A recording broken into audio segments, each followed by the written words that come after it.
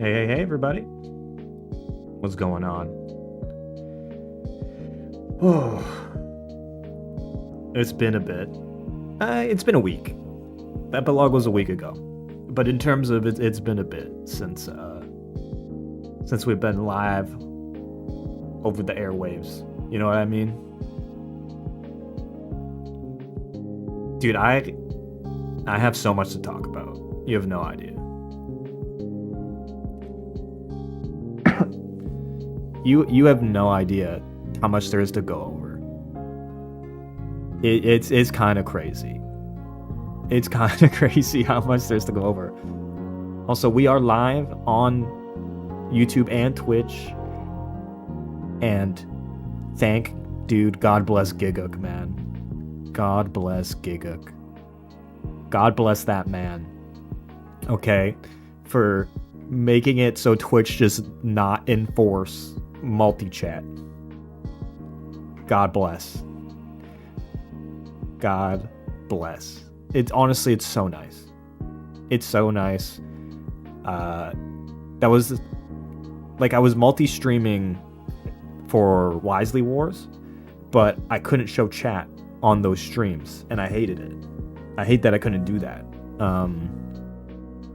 But now that I can, multi-streaming all day, every day. Well, maybe not all day, every day. But every stream from now on is going to be multi-streaming. For sure. For sure. And I mean, I can still tell who's on YouTube and who's on Twitch, because it looks like... Because I'm using a new chat system. You might notice I'm using a new system for multi-chat. But it looks like the @ symbol appears because that's a part of the YouTube usernames now, is the ats.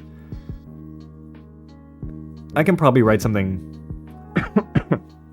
I can probably write something custom to get rid of the at, but the at will tell me who's on YouTube, who's on Twitch, at least for now, because like Nap's username, which you can see up here. Also, I can see the Twitch badge too. Like Nap up here, like Nap's got the Chikorita badge, and it means people coming in from Twitch can use their Twitch emotes and all that fun stuff. Also, new member emo, by the way, new member emo. We've got have grown. Okay. I did have to replace one of my existing member emotes, but I thought it was worth it. I got rid of Celica. I think I got rid of Celica Joy. Was the one I got rid of. I think Celica Joy has been taken out back and shot.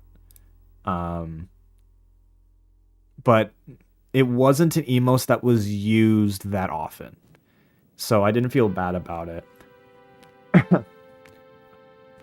I like that one. It was a good emo. It just, in terms of usage, it wasn't used a lot relative to the other ones. So I'll bring it back if we get more member emotes, or if we get more slots, then we can add it back. But I think the demand for Pav Grown was way higher.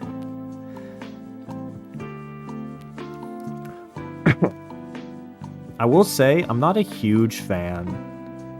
There's a restriction, yeah. So for member emotes, it's tied to your member count, how many member emotes you can have. So yeah, there's a restriction. So I had to replace an existing emo in order to get that one in. But yeah. Also, I'm curious, does anyone have a membership message they can use in chat? I want to see if it appears properly. Because I haven't tested this chat system live to see if all the like functions work in terms of, you know, events. But I'm very interested to see if it does work. So if you do have a membership message and you used one, yeah, okay, you did. I see you did use one, Sword Yuri, and it didn't appear special in the chat. Okay, yeah, it appeared normal message. I will say the fact that every member color is dark green, not a fan of that. I guess it does indicate who's member, who's not in that way, but I'm not sure if I'm a huge fan. I might need to, but this is why I'm doing this stream. I'm doing a Just Chatting stream first to kind of figure out the wrinkles in the system before I do something proper. So I'm debating that right now, of which to do. Pavis calling me Sword Yuri felt like getting government named.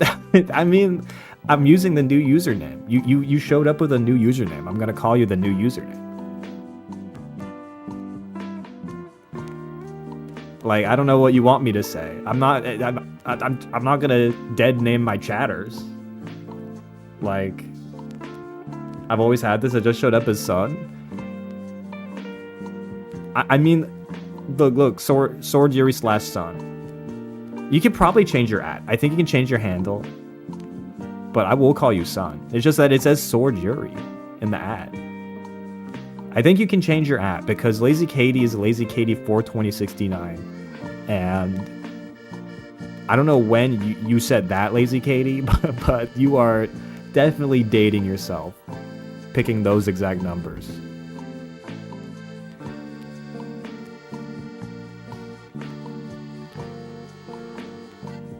Change the numbers. Look, I feel like, look, Dim Sum Boy also, yes, you're dating yourself with 420.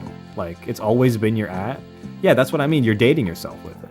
Like, in terms of when you made it, or what, like the root, right?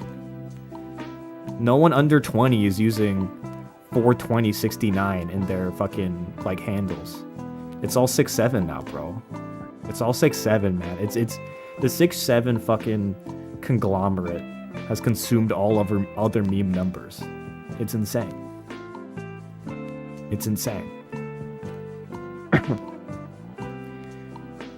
It's, you know how like all the companies like go through processes of consolidations to create a monopoly? That's what's happened to 6-7 over the past like few months. And maybe it'll die. Maybe it'll get too big for its britches. And eventually there'll be a great rupture and falling out in the world order, you know? To quote Mark Carney. But who knows? Who knows it?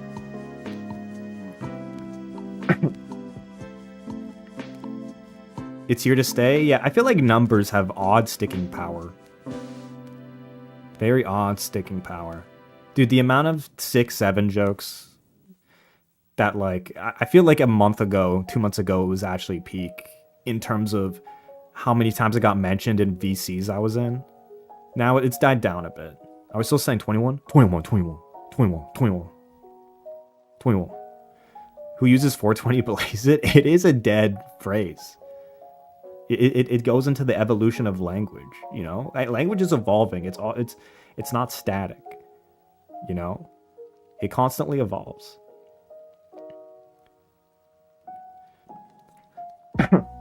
All right, what do you guys want to hear about? Do I go over... Because there's a lot. There's a lot that I could talk about. Because it's been 2 months since I last streamed. It's been even longer since I did YAPISE. It's been many months. I can go over Snowstorm in New York. I can go over the reading arc. I can go over the baking arc. I can go over the Olympics arc. Like, there's so many things that happened off streams. How you doing, Ghost Valkyrie? I'm chilling, man. I'm chilling. I haven't streamed in, like, I streamed last week, but that was like the final bow on Chat Plays Fire Emblem. But this is the first time I've done a actual stream in like months, in the sense of, well, actual stream in quotations there. In quotations. No sports. Insane guy. Do you not even like the Olympics? Like, I feel like the Olympics, even normies and people who aren't into the sports like the Olympics. Like, I very rarely meet someone who's like actively against the Olympics. As like, I feel like normies fuck with the Olympics, right? I mean, I think Snowstorm New York is probably the most interesting in terms of stories I can go over.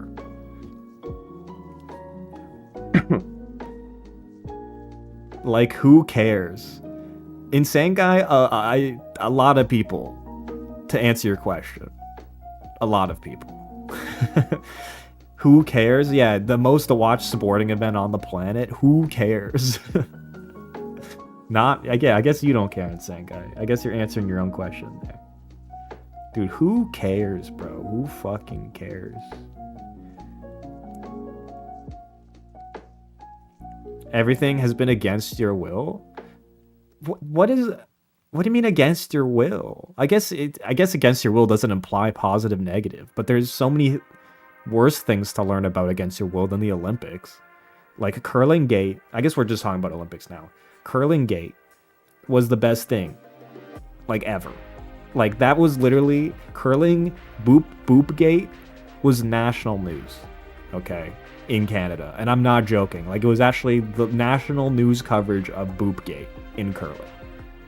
Okay, the headlines, for those who don't know about Boopgate, and it was incredible. I love Boopgate.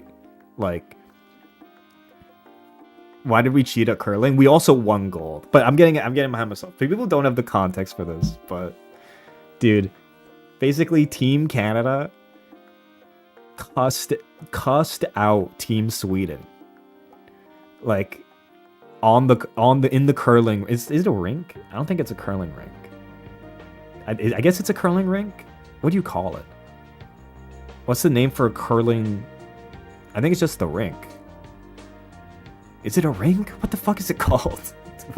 Whatever. Team Canada in curling cussed out Team Sweden because Team Sweden accused them of cheating and touching the rock after the hog line. I know, right? Scandalous. Absolutely scandalous. So when Team Sweden comes up with the accusations, Team Canada, the captain of Team Canada, starts cussing the guy out. He's like, oh yeah, fuck off, bud. Oh, fuck off. Like, and all of a sudden, they're just going at it. He's like, I didn't do it, bro. I'm not cheating. But Team Sweden set up a sting operation in the stands. Okay? They set up a sting operation to catch alternate camera angles that aren't captured by the Olympic cameras, to get video of the Team Canada curlers touching the curling stone after the hog line. And I mean, this was scandalous. Absolutely scandalous. Front page news. Everyone in Canada was talking about it, and I'm not even exaggerating. Like, it was tea, bro. It was tea. The curling tea was piping hot. And then the Olympics, after this happened, brought in a bunch of like extra officials to call out people doing this, and it turns out so many teams were doing this. Like, so many teams, whether accidentally or intentionally, were touching the stone after the hog line. And so many violations started getting called that the next day they pulled them out. They're like, okay, you all got your warnings, we're pulling back out. Now you guys self-police again. Because apparently curling is like an honor system. Like, it's like a gentlemanly, polite thing.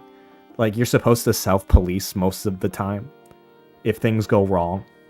It's bizarre. Curling culture clashing with cussing people out, camera sting operations, touching, booping curling stones, like poking them. Like, it was incredible, man. It was incredible. And we did win gold, for the record. We did win gold. But I usually watch a lot of the Olympics. I watch it a lot. But this time I watched even more because I was so sick. Like, that's one of the reasons I haven't streamed in so long, but I was so fucking ill. Like, so ill. It was the type of sick where you can't do anything except, like, lie down and stare at the ceiling. Like, you're coughing, you're sneezing, everything hurts, you have a fever. You don't even have the mental energy to, like, play video games. It's like I got wiped out sick. So all I could do was watch the Olympics. That's all I could do. So I watched a lot. Yes, the supercut, when it went live, I was literally in bed when I said that live. I was literally in bed dying. But that meant I had a lot of time to watch the Olympics, so I watched a lot of the Olympics. That's for sure. I watched a lot. What did I miss? We're doing Olympics chatting. But we can move on from Olympics. Because if I talk about the Olympics, then we're going to get into USA-Canada hockey game, and I don't want to talk about it, okay? I really don't want to talk about that. Right, we can move on very quickly from the Olympics topic, because I don't want to talk about that. Short track is based. Short track speed skating is fucking based. I'll say that. Short track is based. That shit's fire. Canada also did decent in short track. But yeah, short track is fucking fire. Action-packed, quick pace, drama. Like, it really does have a bit of everything. What's short track? It's a it's a form of speed skating where the track is really small. And you're basically doing, like, let me put this in video game terms. You're doing Baby Park. Basically, the track is, instead of an Olympic stadium, you're on Baby Park in terms of You're in Mario Kart Double Dash, Baby Kart, speed skating, and it's the best. Like, it's actually so sick.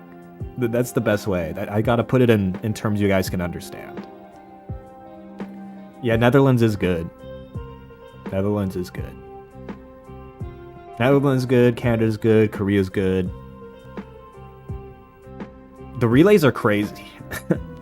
Sorry, I've still got to give you reference of how sick I am, or I was. Like, I still have the residual cough of when I was sick from like 4 weeks ago, or 3-4 weeks ago. It's still hanging around. Like, yes, I am better than last stream for sure, but it's still sticking around. Like day by day by day, I cough like 2 less times. Day by day.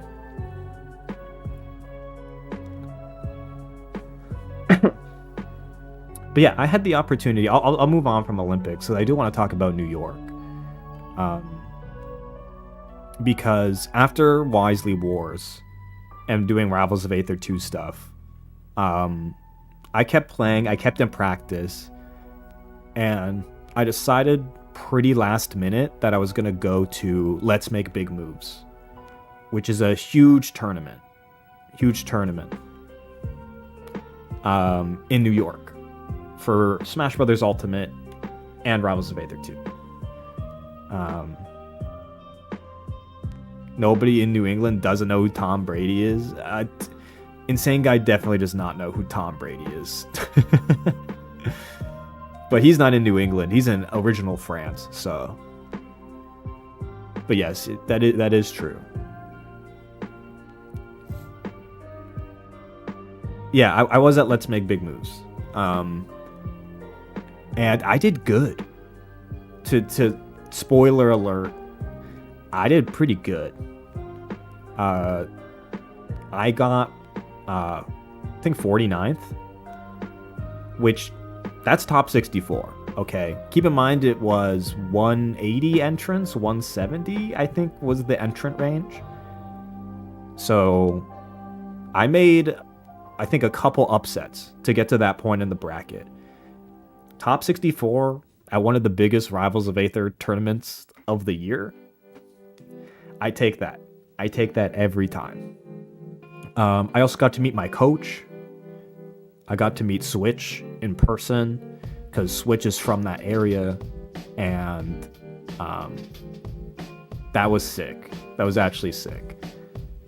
I think Switch ended up getting like 17th, something like that. But yeah, met up with Switch, and also a lot of the other coaches were there too. So I met actually like most of the coaches from the other teams. I don't think there were any other players there though, that I remember. But yeah, I had a great time. It was super fun. There was just one thing that happened that weekend that was not expected. And it was it was the generational snowstorm. The one of 2 generational snowstorms in New York for this past winter. Because there was another generational snowstorm blizzard, okay? But basically, everybody at that event got snowed in because there was just so much snow that all the flights got canceled. The streets, and this was crazy, and this was super cool. Being on the streets of New York with no cars, covered in snow. Like, I'm outside the garden, okay? MSG. Madison Square Garden, for those not familiar, okay? And you could just walk into the street. You just walk into the street because there's no cars. And it's such a bizarre experience. You're like downtown, one of the biggest cities in the world, no cars, silence, a blanket of snow on everything. Like, it was such like a unique, magical, like, moment in time. Like, it was really interesting. And it was so funny because I was hanging out with some players from Texas, and they showed up. They showed up in like sneakers to this event. And when we were just walking around doing shit, I was blown away that they had decided to fucking wear sneakers to fucking New York in the winter. It was mind blowing. Like, at one point, I fell behind from the group and they were walking, and then I start running toward them. And they're like, bro, yo, slow down, you're gonna fall. I'm like, what do you mean I'm gonna fall down? I'm wearing boots. They couldn't conceive. They had no frame of reference of another person moving fast in the snow because they're wearing boots, because none of them are wearing boots. If they went faster than fucking 2 mph, they'd fall. Oh yeah, I'm not saying you can't slip in boots. You definitely can. Okay, you can slip in boots. It is true. But like, you can definitely move quickly in the snow in boots. You can do it. I know because I did it. I've never seen the snow. I didn't even know you needed boots. That's crazy. What did you think you could just go out in the snow in sneakers? Is that what you thought? You could go out in like flip-flops? What do you think you would wear? What do you think you would have on? I'm so like, I need to understand, as someone who is molded and lived in snow from like a very young age, my whole life. I need the opposite perspective of, what do you think? How do you think this works? Like steel toe?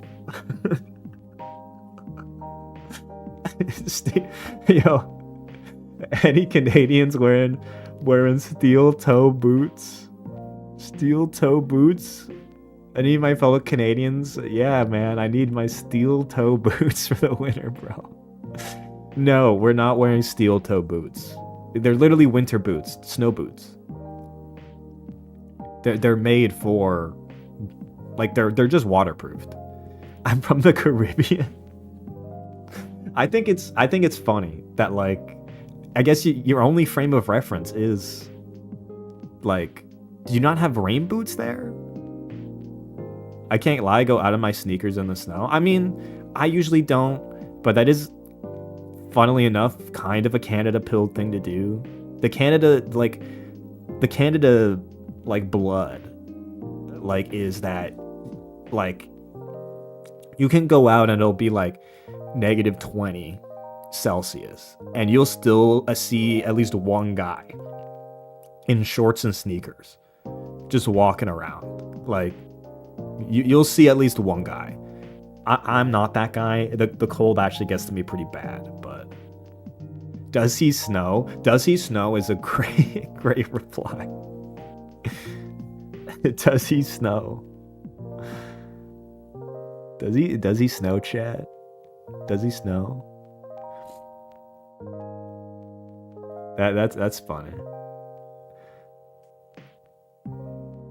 Wait. Oh wait, I need Vita Rising. I need to converse with you more on this topic, okay? How do you think when it snows? I want to know how much you know. How do you think when it snows we get rid of the snow off the streets? How do you think we do it?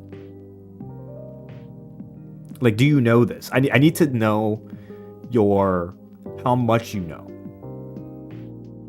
We need to dive into the psyche of what a person from the Caribbean, how they think snow-rich places. Like a shovel. Do you use a shovel? That's Sun replying, not Vita, but throw snowballs. Thanks to Mr. Mamdami, I know you have to scrape it off. I mean, that's for the sidewalks, yes. You shovel the sidewalks. How do we get it off the streets? Like, we got a big road, like, going straight through the city. How do we get the snow? Okay. You have to scrape it off with what? Okay, sidewalks with shovels. How do you get it off the street?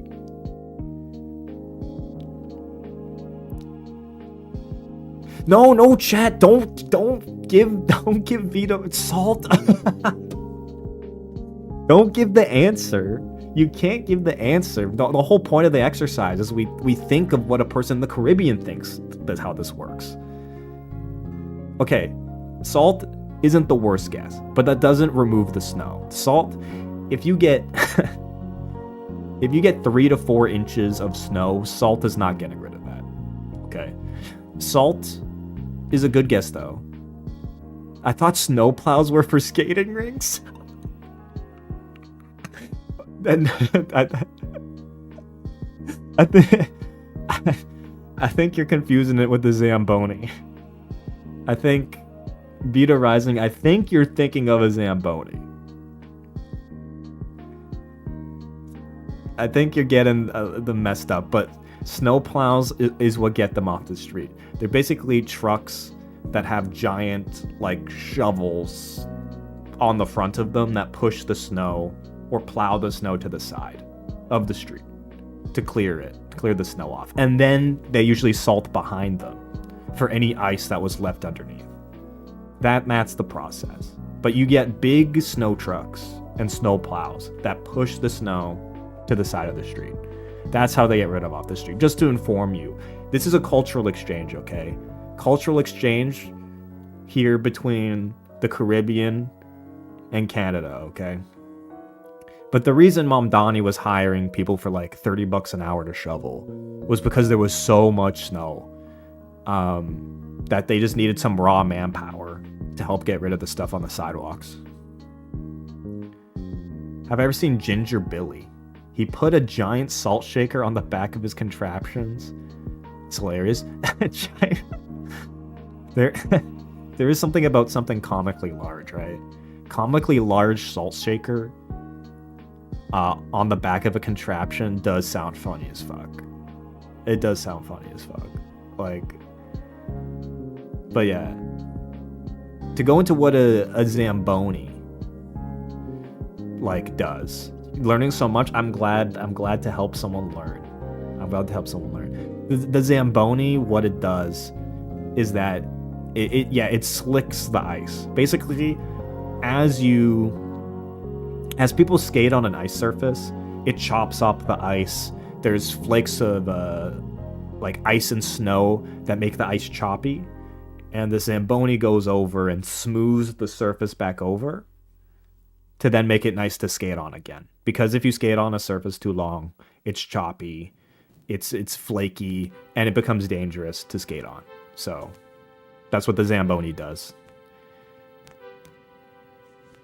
Cultural exchange. That's what it's all about, man. This is what the internet is about. Connecting with somebody all the way who has no conception of how snow and ice works. Okay? And we're learning. We're learning. I thought they brought it out for fun. No. It's necessary. Because the surface just gets bad if you just let it go. Zambonis are fun. They have a fun name. Watching them operate is very satisfying. Like watching the ice surface go from like white and choppy and flaky to just smooth over, and you just see it go around doing it. It's satisfying to watch. Great name. Top tier Mighty Machine, let's say. It's in the top echelon of Mighty Machines, which maybe that is the next tier list. The Mighty Machines tier list might go crazy. It actually might go crazy. Wait. Mighty Machines tier list might be the wave. Okay, we need to rank the Mighty Machines. That would be sick. Speaking of snow and ice, did I mention I'm going to be teaching a class on ancient Antarctica? That is kind of crazy. Ancient Antarctica. What would make it ancient? Like, Because when I think of like ancient Greece, like we're talking a few thousand years ago. How ancient is ancient Antarctica? Like, how ancient is it? Like, are we talking like, how many millions of years are we going?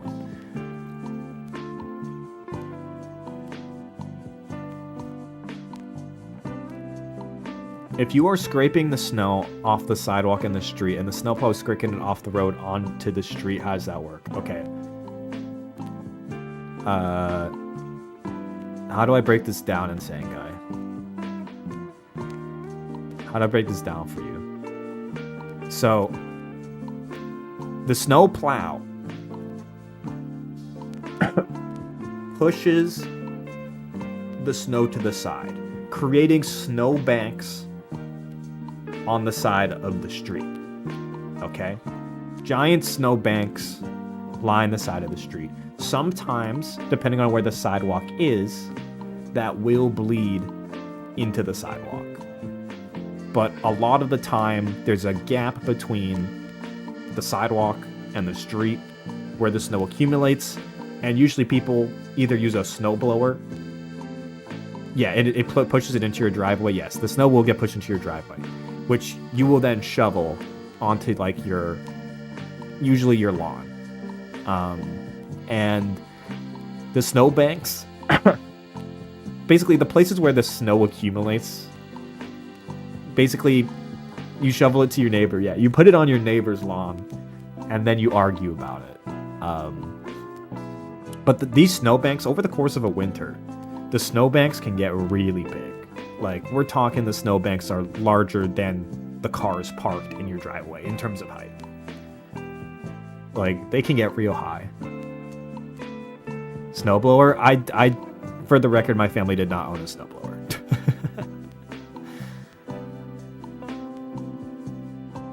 Dude, I had to shovel it the old-fashioned way. Okay, we did not own a snowblower.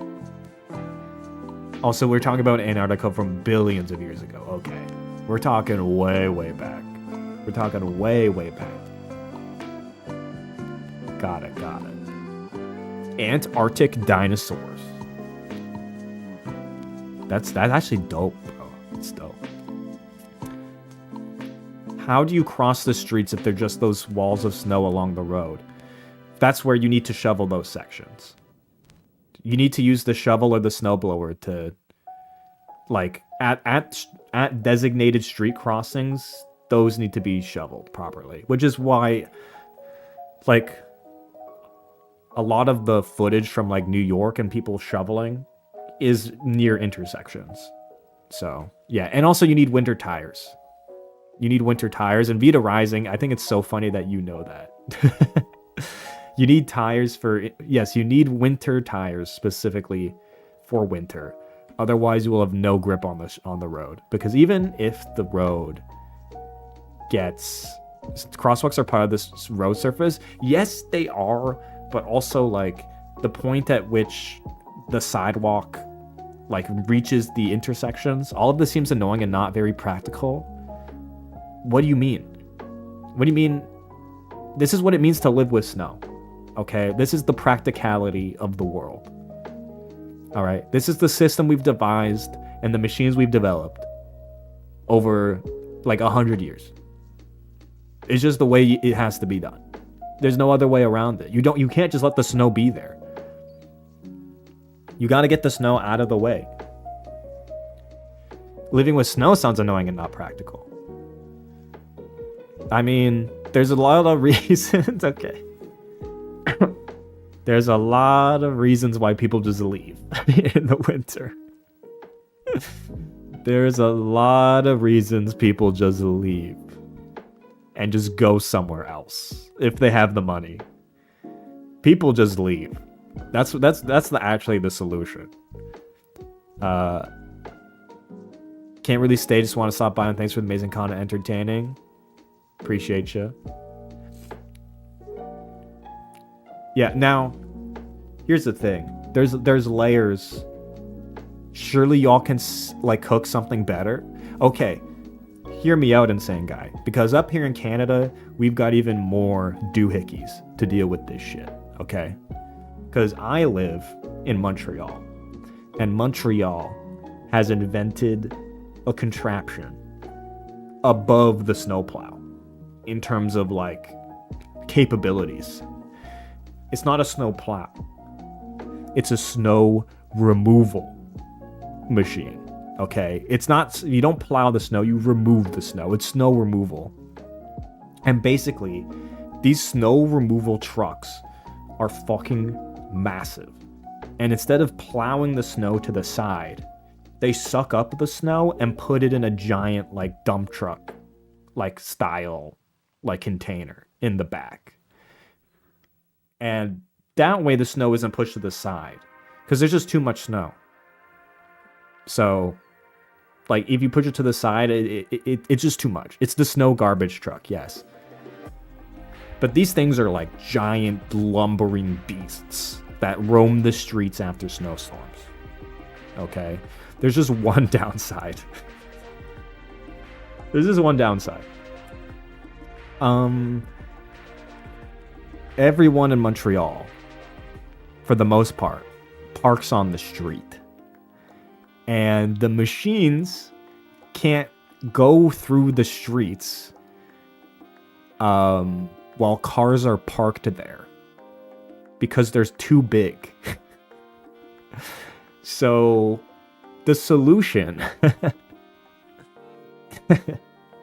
the solution is that these snow removal machines are equipped with giant or with the loudest fucking sirens you've heard in your fucking life.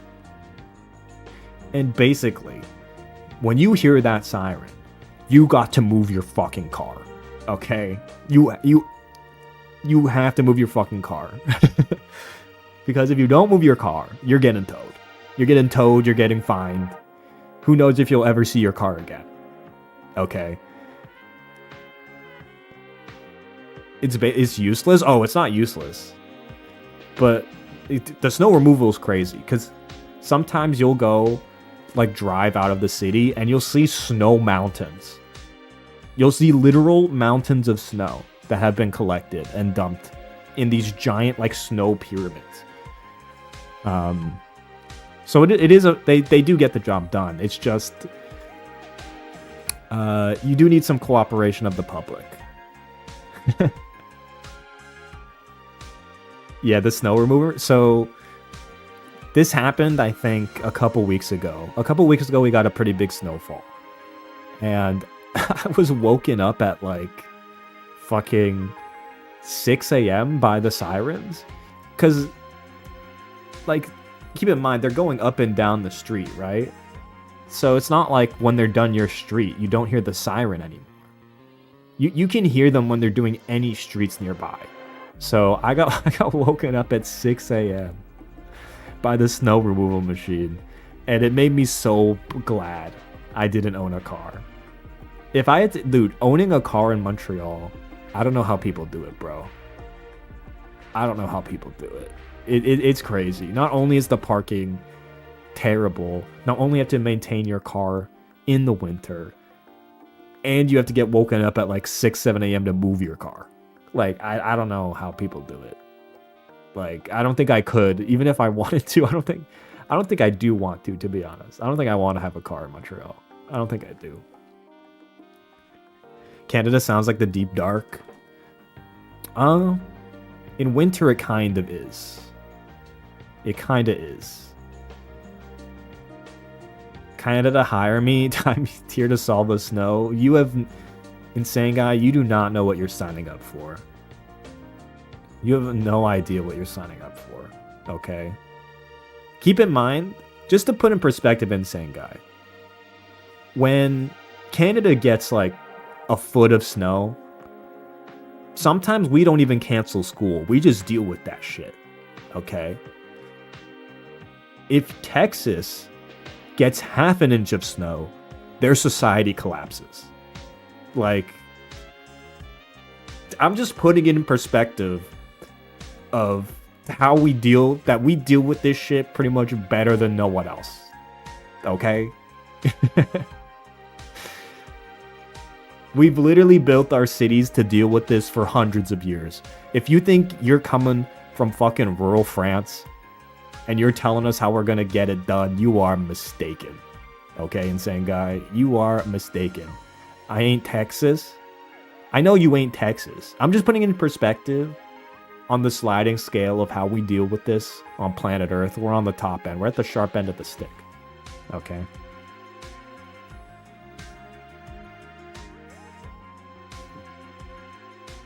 Canada deals with snow like Amsterdam deals with sea level. That might actually be a good analogy. Like, I feel if Canada had to deal with rising sea levels, we wouldn't know what the fuck to do. At least on the basis that Netherlands does. Do car owners need to swap to winter? Yes, you have to swap. Unless you want to die. If you have a death wish, then sure, don't swap to winter tires. There's a thing called all-season tires, which try to walk this middle ground, but I would not use all-season tires in Montreal. Like, there's some regions where I think you could get away with all-season. I don't think Montreal is one of those places. I've heard of Cubans immigrating to Canada. I have no idea how they do it. I mean, my family, like, I'm of Mexican descent. And when I talked to my relatives from Mexico when they moved here, it was May or something. And and when they arrived in May, it was snowing. Okay? It was snowing in May. So, look, you adapt real fast. All right? You gotta adapt fast. There's no choice. It's adapt or die. Okay? Alright, what's insane guys' suggestions? Salt sidewalk, we do that. Elevated buildings? I don't know what you mean by that. Open up the sewers? We kind of do that. There's giant sections of Toronto and Montreal that connect buildings to each other underground. In Toronto, they have the path system. Montreal has a similar system. So we do kind of do that. We have a bunch of buildings and areas connected underground. So we kind of do open the sewers. Compress the snow? What the fuck? Okay, that is the worst idea, insane guy. Do you know what happens when you compress the snow? You know what happens to it? I want you to walk me through, insane guy. What happens when you compress snow? Don't spoil the answer. Don't tell the answer, chat. I keep asking people questions. I want their genuine answer, and then chat comes in and tells them the fucking answer. Takes less space, more solid. And what happens when something made of water becomes more solid? What happens to it? Yeah, it becomes ice. It becomes fucking ice, and ice is even worse. Yeah. The only thing worse than a road covered in snow is a road covered in ice. Okay? Because even winter tires don't save you from the fucking ice, man. At least snow, you can generate traction. Or get traction on it. Ice, you fucking can't, dude. You're getting no traction on that shit, no matter what tires you have. So yeah, insane guy, I think you need a workshop a little more. I by a little more, I think a lot more. Send it to us for AC. Send the ice. Yeah, we'll ship the snow to the Caribbean. I'm sure it won't melt. I do think ice is genuinely an export, though. Like, I think it is an export. And I think the value of ice is only going to go up, no? Like, can I invest in ice?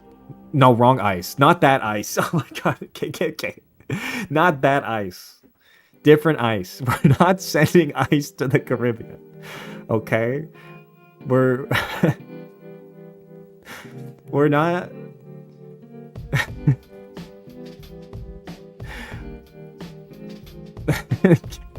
That's not what I'm saying. Frozen water. I'm calling it frozen water from now on, okay? Frozen water. We're going to invest in frozen water, and we're going to send the frozen water to the Caribbean, okay?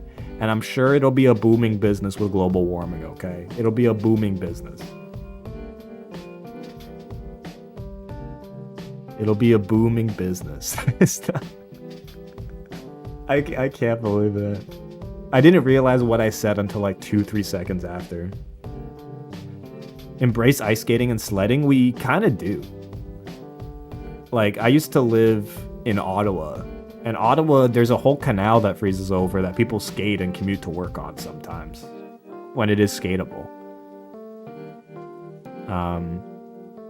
And I mean, we literally ice skate and sled for sport. So I think we're chilling on that. Not enough if cars are factored in. Y'all are skating at work? Look, this is situational to Ottawa, to be honest.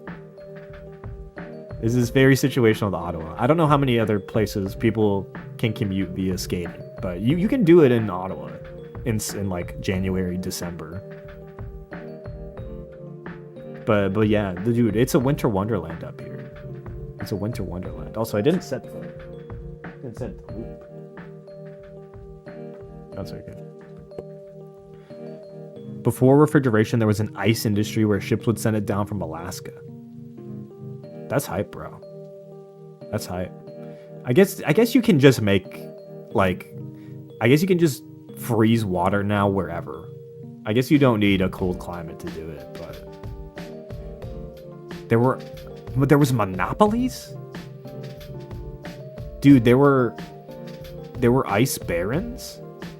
Like, fucking sipping wine, twirling their mustaches on how they're gonna fucking,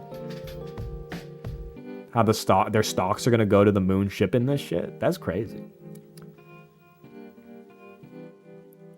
That's crazy.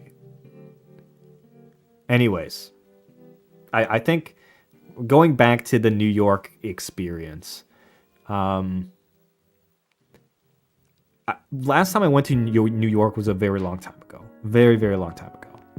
So, you know what? I'm sad Miguel O isn't here because I'm sure me and Miguel O, anything I'm about to mention about New York, we would go at it. Like, but I don't think Miguel O's here right now, which is a shame. But we'll do it anyway. So, last time I went to New York, though, I didn't really have any of the specialties. But this time I was like, okay, I have to have a New York bagel. And I have to have some New York pizza. Okay. I have to have them. And my verdict on the New York bagel is that it is good, but the Montreal bagel still clears. It still clears. The Montreal bagel still clears the New York bagel. Okay. New York bagels are good. They're good. But I think I'm too Montreal bagel pilled, man. Like, I just prefer the dense, chewy texture of the Montreal ones. I just do. The New York ones, they're a bit bigger, a bit airier, a bit fluffier than the Montreal ones, but they were good. I enjoyed them. I think if I lived in New York, maybe I'd acquire them more as a preference, but yeah, I forgot. Miguelo's a bagel hater, so he might not even have an argument on this, to be honest. But yeah, so yeah, New York bagels, I had a couple. I went to, because I was by Madison Square Garden, I went to Best Bagel and Coffee, and where's the other place I went to? Is literally, these two bagel shops were like across the street from each other. I forget what the other one was called. I just loved that one place was just straight up called Best Bagel and Coffee. I think that's a based name. Just literally slapping Best on the front. And hey, they were pretty good. They were pretty good. I think the New York pizza, though, much more impressed by the New York pizza. The New York pizza was good. Like, it was good. Like, that's the one thing I think they are doing better in New York. At least compared to what I can get here in Montreal. I think the New York pizza, they're doing it right. Whatever they're doing it right. Maybe they're not doing it like the Italians, okay? But New York pizza, man, it's good, bro. Chicago and Detroit Mog. Dude, Chicago... Look, Chicago pizza's also good. And Detroit, again, I like both of those styles. But the classic New York slice, man. A classic New York slice. It's just the basics done right. It's just the basics done right. Like, I don't know. I'm going NY over Detroit and Chicago on pizza for sure. For sure.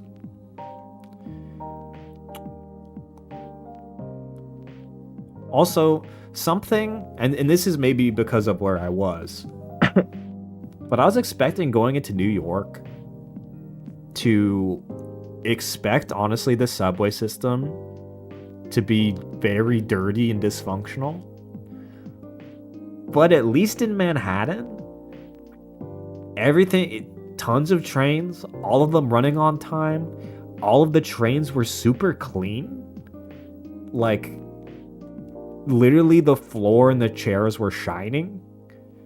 I don't know if they just cleaned them or whatever, but almost every train I got on, spotless. The station's obviously a little grubby, but not the worst. And the frequency and the service was really good. I don't know. Like, I feel like I hear all the time people tell me horror stories, or if Miguel O described this to you, I'm sure he'd give a very different description, okay? But, I didn't get mugged, no.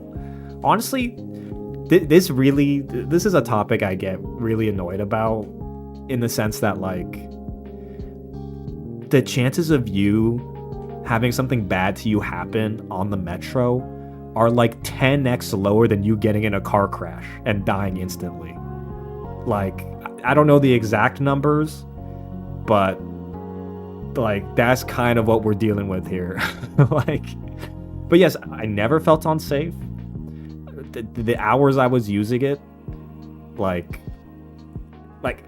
maybe influenced this, but clean, high frequency, and very nice.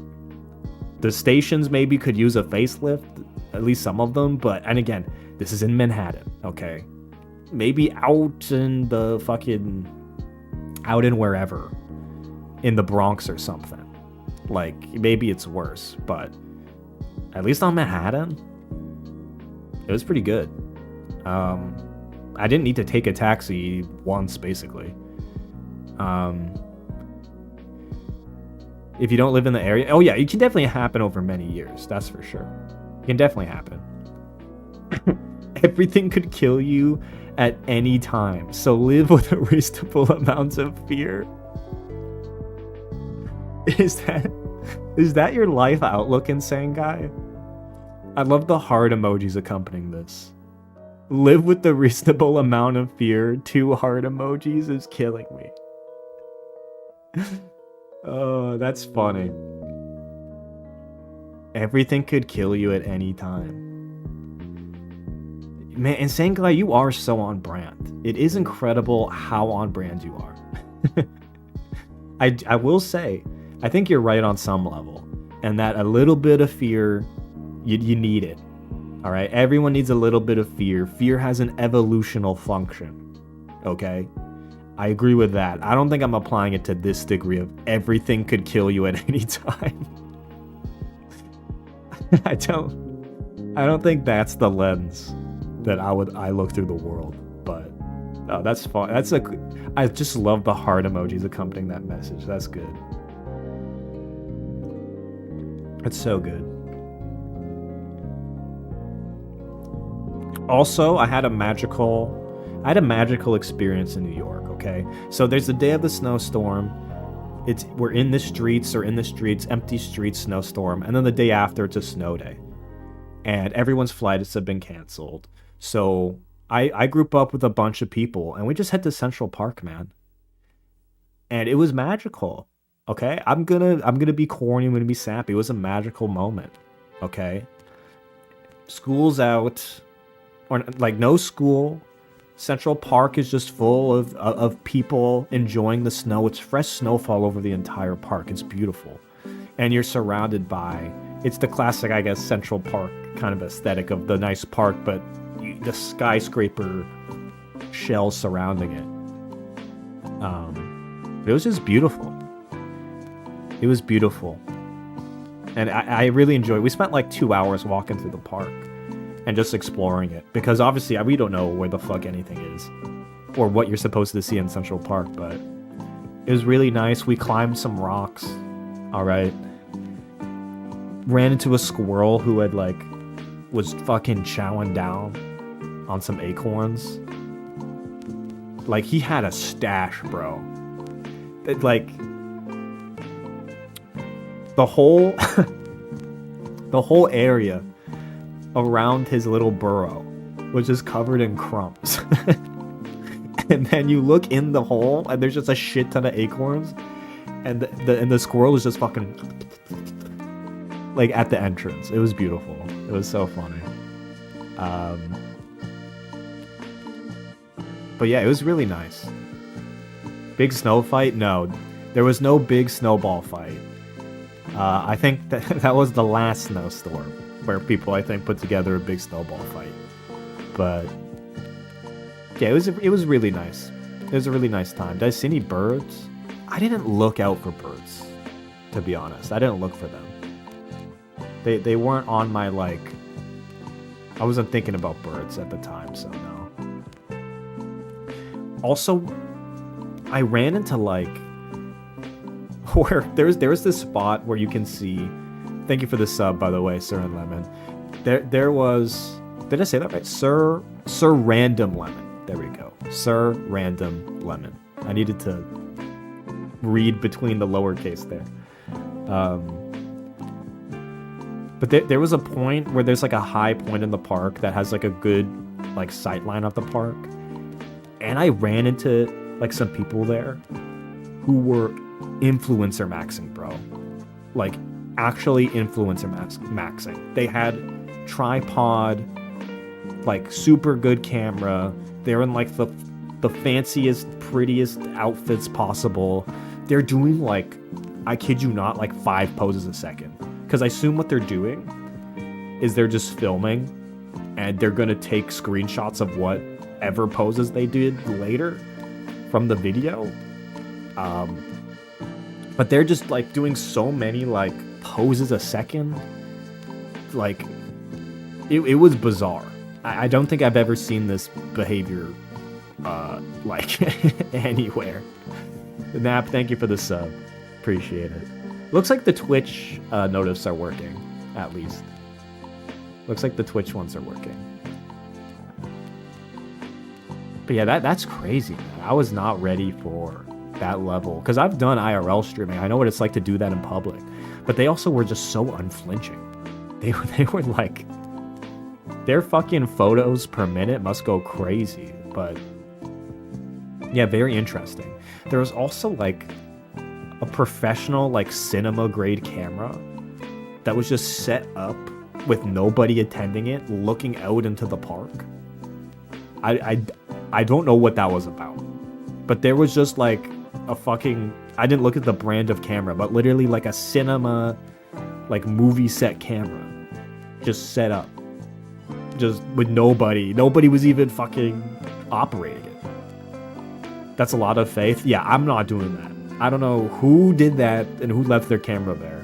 I don't know if it maybe was city property or something for a time lapse. I don't know, but it was crazy. It was crazy. But yeah, I really did enjoy Central Park. It was really nice, and it was a cool moment to be in Central Park as well. Trying to think of anything else in New York. In New York, what else? Not much out in terms of travel experiences, to be honest. I will say LaGuardia Airport, you've got it figured out. That is a good airport. I've been to a decent amount of airports. They got it figured out, man, at LaGuardia. In terms of the new terminals, or at least the terminal I flew into, they got it figured out. Good food options. What is it? How do I say it then? LaGuardia? LaGuardia? How do I say it? You need to tell me, because it's gonna be like faux French with like New York enunciation. But LGA, they've got it figured out, man. They got it figured out. LaGuardia. Okay, so Guardia. LaGuardia. Got it. Wait, that was French? Don't bother in saying, guys. Don't bother breaking it down. There's so many American place locations that are influenced or named after French things that are not pronounced anything like French, okay? So don't even worry about it. Don't even worry about it, bud. But yeah, no, good airport. I will say though, they've got to get a direct transit link, bro. The bus to and from LGA to the subway. On the way in, it's not bad. On the way out, and you have to wait outside for that bus for like 20 minutes because the buses are stuck in traffic. That sucks. Okay. That sucks. But yeah, good airport. But I think that's it. I can't think of anything else like New York specific. But I had a good time. Did well in the tournament. Met a bunch of cool people. Met the coach. Central Park. Unique time to be there during a snowstorm. Unique vibe of everybody being snowed in. It was a great time. And then I came back and arrived back and got fucking super sick. As is tradition. Although I got sick, like, I don't think it was the trip that actually made me sick, because I was back for a week and then I got sick. So I think it was something else. I don't think it was the trip. But it does happen to me a lot. I travel and then I get sick. It just happens. I accept it as a truth that'll just happen to me.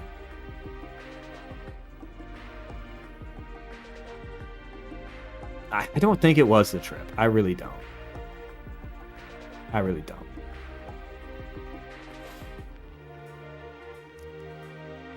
All right, what are you on next? Oh yeah, I've been reading. All right, I read a book. It's been a long time, but I actually sat down.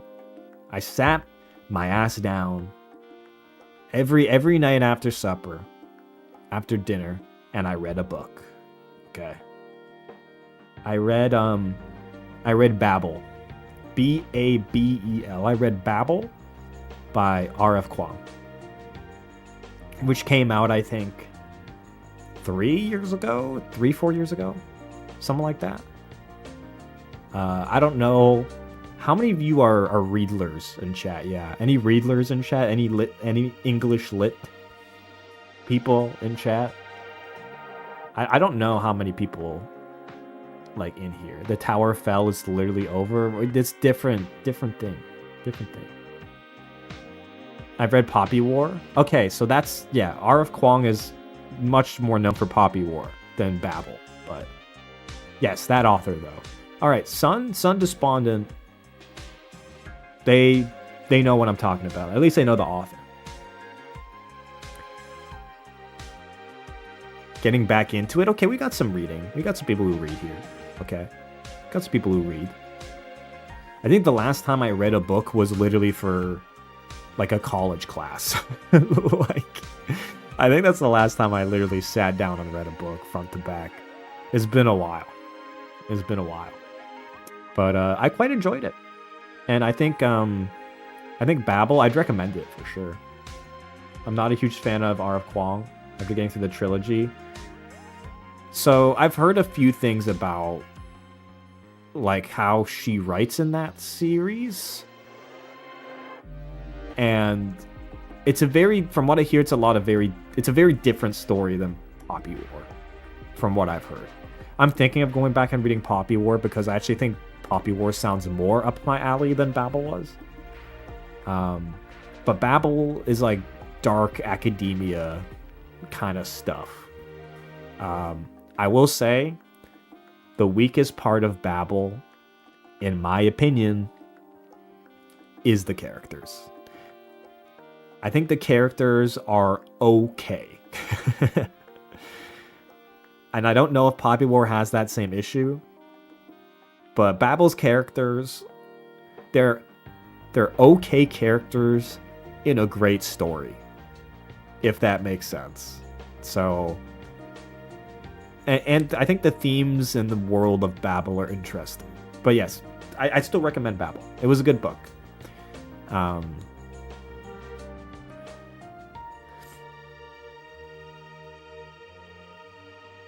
But yeah, I definitely think I'm gonna keep reading because it's just it's a nice ritual. It's a very nice ritual. As in not complex? No, as in not compelling. Like they're complex. Or they have complex motivations. I don't think they're compelling.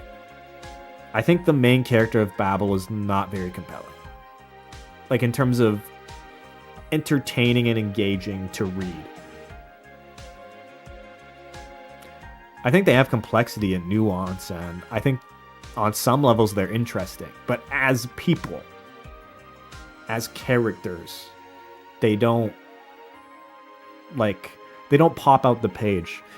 And even though I haven't read a lot recently, I definitely read a lot more when I was in high school and younger.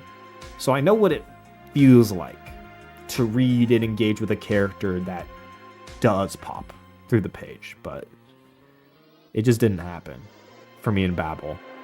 Except maybe for one or two characters. I didn't know you could... Howl's Castle is based on source material? Like, is it a book or a manga? For Howl's Moving Castle. I didn't know that. I didn't know it had source material.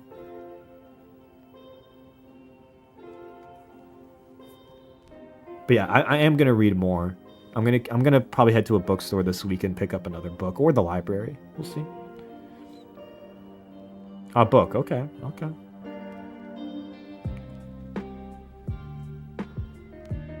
Like Frankenstein's? I've not read Frankenstein. I haven't read many of quote-unquote the classics, okay? Unless you're including The Hunger Games as a classic. Wine Swirl, classic literature, such as Mockingjay. The classics.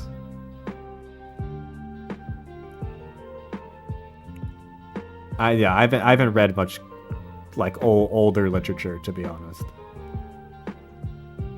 Even when I was younger. It's a modern classic for sure, says Insane Guy. I mean, it's modern. I guess it's a classic, ? Depends on what you think a classic is. Any classics you were forced to read in school you like? I don't think I was ever forced to read a classic, unless we're constituting Shakespeare as a classic. I read The Road.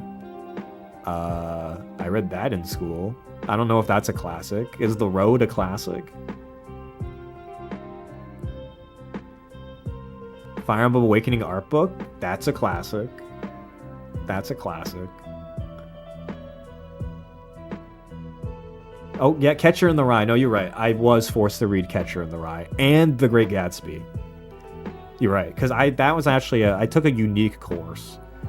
Because I took an American lit. I took an American lit course. I took an American. It was a very interesting course. It was American lit history. So it was half of the class was American history, and then the other half was American literature. So I actually probably know more about, and this humble brag, not so humble brag, I probably know more about American history than you guys do, even Americans, to be honest. Because I swear, whenever I talk to Americans about their own history, they are so clueless. And it feels very weird, like, as a person not from the United States, to know so much about it. And anytime I talk to an American about American history, I kind of get blank stares.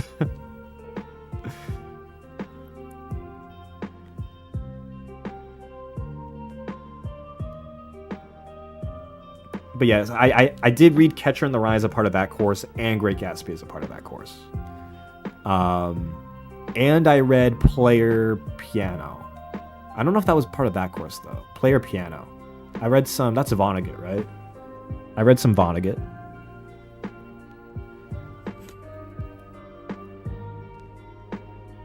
Any Kurt Vonnegut enjoyers in chat?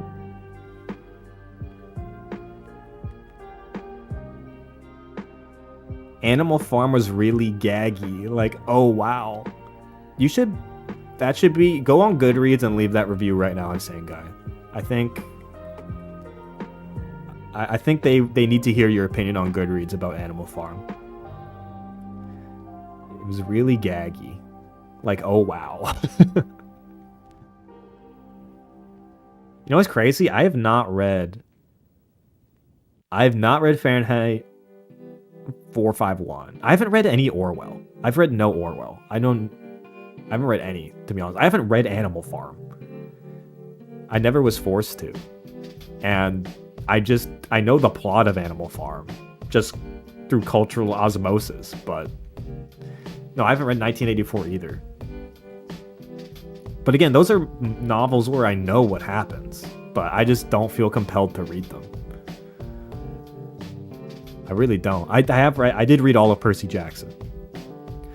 All of Percy Jackson, all of Diver Wimpy Kid up to like book 5, okay, that's classic. That's modern classic literature. Diver Wimpy Kid, modern classic literature. All of Bone, all right. All of Bone. Bone, actually, unironically, modern classic. Bone is one of the greatest maybe the greatest graphic novel series like ever made. I love Bone. Bone is so good. That is a modern classic. What else have I read? I've heard Bobe is really good. Dude, I love Bobe. That's a great typo to refer to Bone. Bobe is my favorite, dude.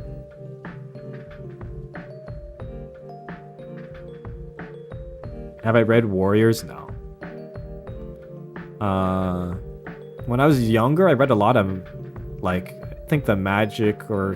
What's the Treehouse series? The Treehouse? They're in a time-traveling treehouse. Is it just Magic Treehouse? I forget what it's called. Maybe someone can help me on this. Yeah, okay, yeah, it's just Magic Treehouse, yeah. I read a bunch of that when I was a kid. I read a bunch.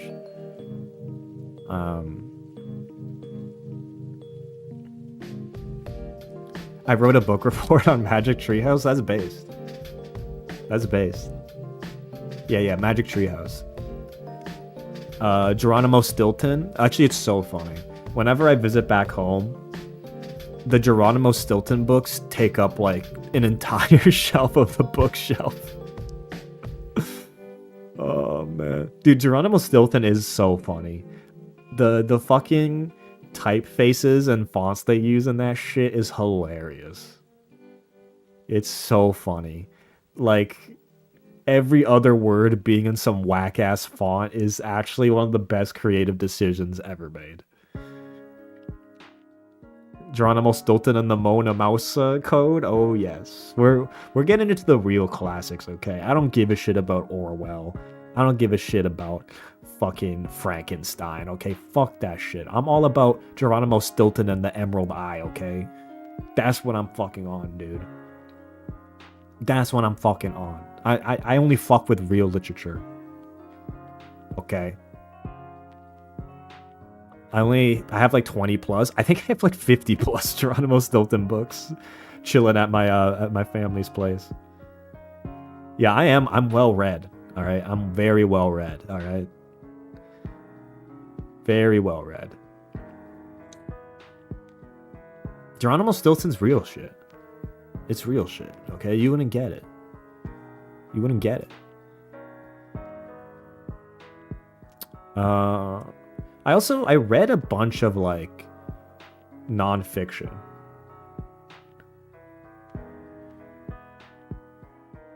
I picked up the first volume of Apothecary Diaries. I've said it before. I liked Apothecary Diaries before it was cool, bro. Before that shit was like top 10 on Mal. I was reading that shit like fucking like 5-7 years ago, bro. I know ball, dude. That shit, I was on that shit, man. Apothecary Diaries is fucking peak, alright?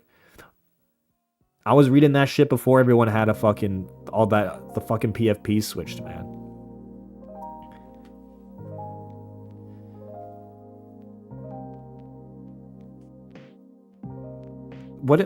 Dude, when I was a kid, I read like, who's the like physicist Kaku? There was a physicist. I read like a full like astrophysics book. I read a whole book on the War of 1812. Michio Kaku, yeah. I was in like high school and I read a Michio Kaku book like front to back. I couldn't probably recite shit to you about that book though, to be honest. I read a whole book on the War of 1812.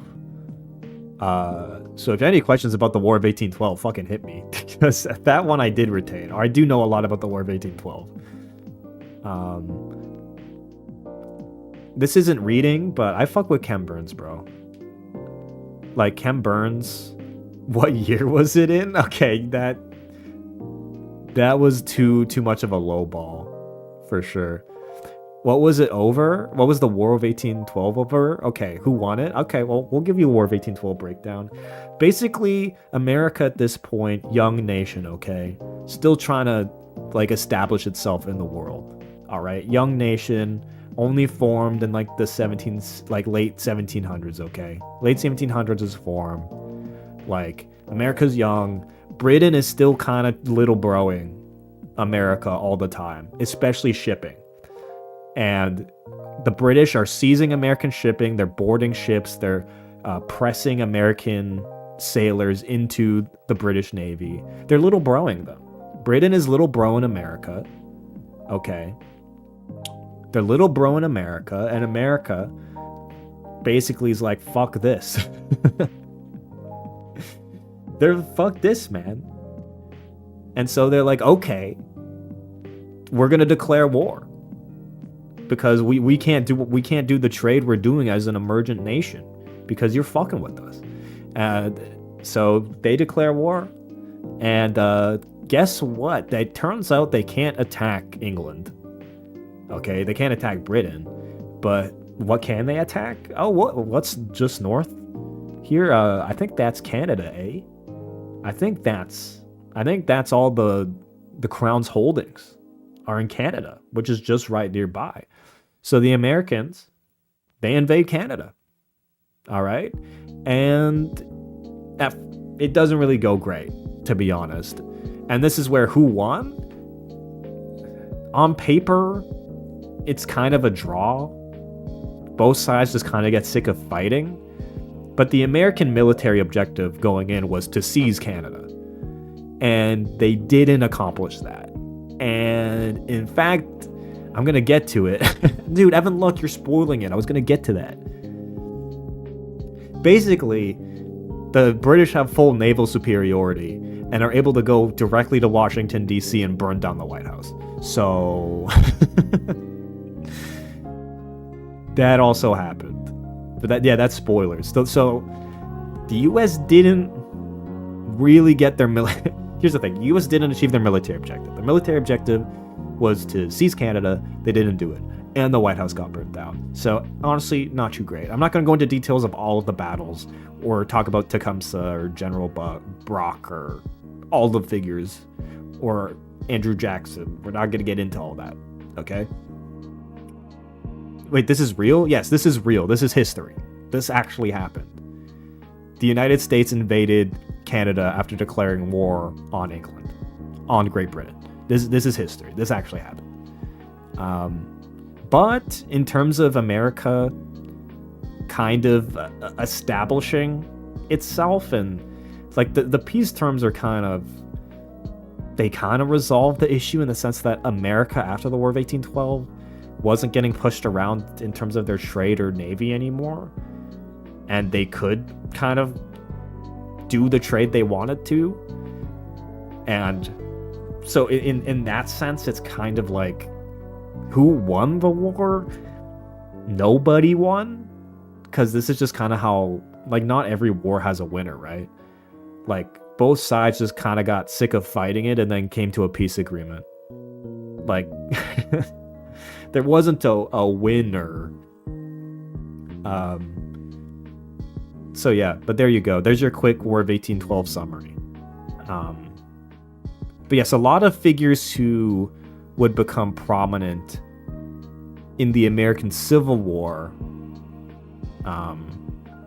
You can kind of, a lot of the seeds of the Civil War get planted in 1812. A lot of the seeds get planted. Of course, there were bigger seeds for the Civil War than just the War of 1812, but it kind of puts America after this war on the path toward that. But there you go. There's a quick War of 1812 summary. This will not be on the test. No, I'm not going to test you on this. I'm not going to test you. But keep in mind, it's like the United States in 1812 is not a massive military power. Like, we have a modern... The modern conception and framing of us thinking about the U.S. as a modern military machine. But back in 1812, that was not really the case. But yeah, there you go. There you go. 1812.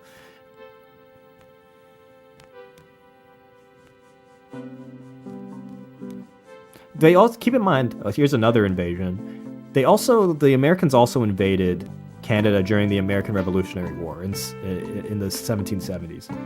That was also a thing. And that also failed. So, history, insane God, what do you got against history, man? What do you got against history? Don't you want to understand how the world around you came to be? Do you sometimes not look around and think, how did that come to be? Why are things the way they are? Not really. He's not a yearner, bro. Insane Guy's not a yearner. What was your favorite subject in school, Insane Guy? Because I'm very history pilled. I'm very history pilled.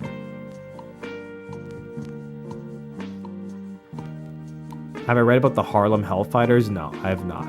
But I assume that's probably an American regiment of, like, black Americans, if I had to guess.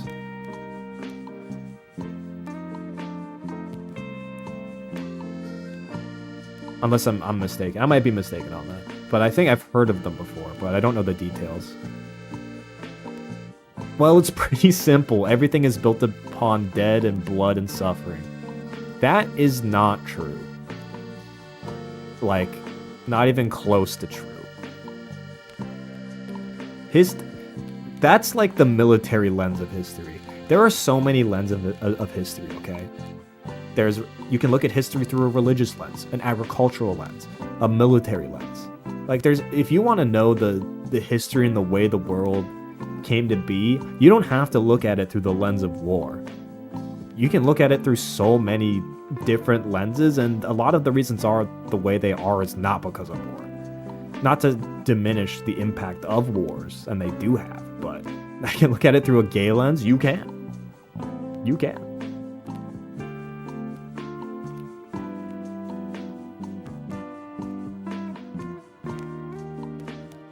I'm just trying to open Insane Guy's eyes. All right. No matter what lens, it eventually leads to violence. It's unavoidable. Insane Guy is very, I think, Germs. What's the book called? Germs, Blood, and Steel. That's what that book's called. I think that's the... He's looking at it through an insane lens, yeah. Guns, Germs, and Steel. Yeah. Evan Luck, thank you for the $5. It looks like the super chats work. Thank you for your Thank you for explaining your love of history on the few classes I couldn't find joy in. I think that's fair. I think history class is very different, or it's a very specific way at looking at history that I don't think is that engaging. Look, whether you enjoy history or not depends so much on your teacher. Like, it's often taught, yeah, in a very plain, boring, uninteresting way. And the subject itself, I can totally understand. I can totally understand why you wouldn't like history based on your experiences in history class. My love of history was definitely formed outside of the classroom. And when it came to history class, I brought my interest to the classroom, if that makes sense, right?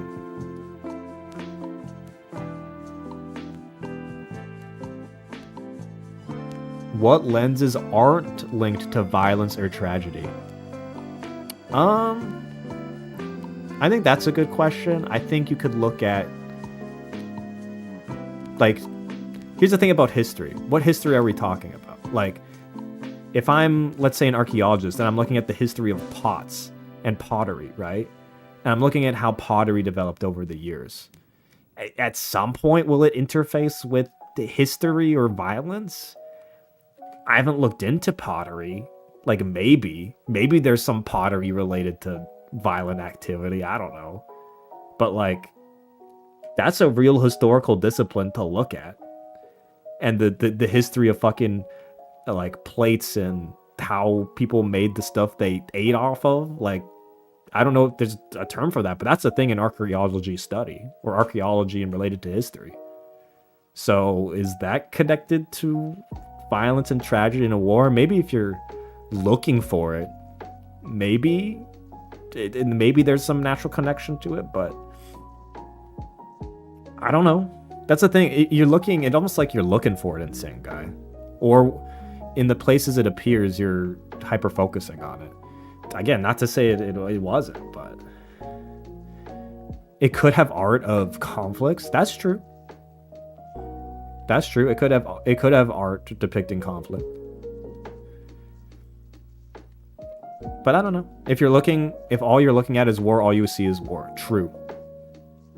Get Vita Rising a true.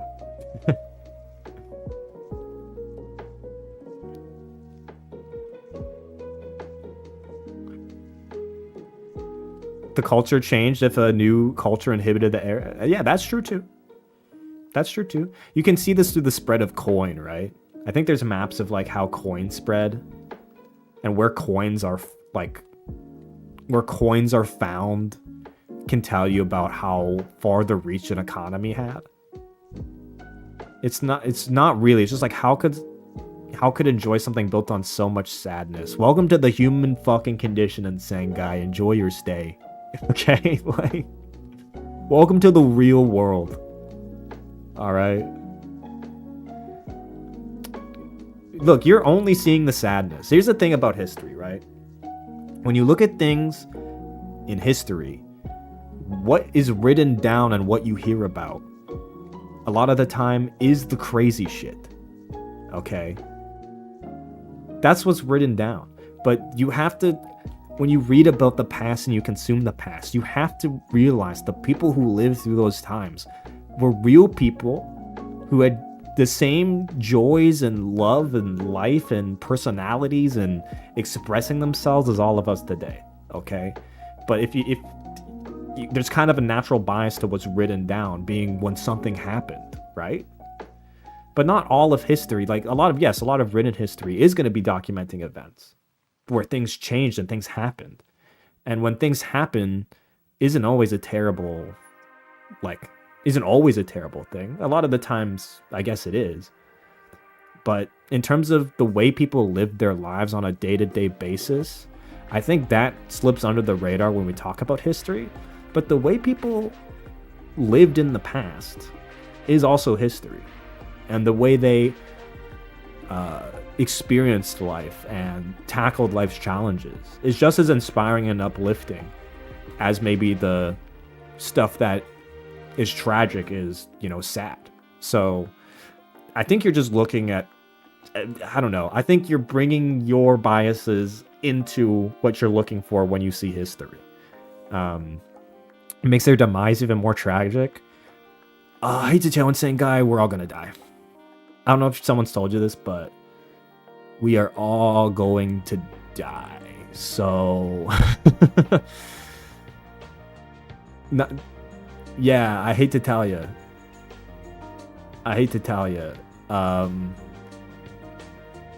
But look, not everyone in the past died in some crazy ass war. Okay? Not everyone in the past died in some crazy ass war and some crazy ass tragic event. Like, some people just lived their lives and died normally. Or normally. Like, I don't know. Insane Guy, I think you're bringing too much of your own baggage into when you look at history.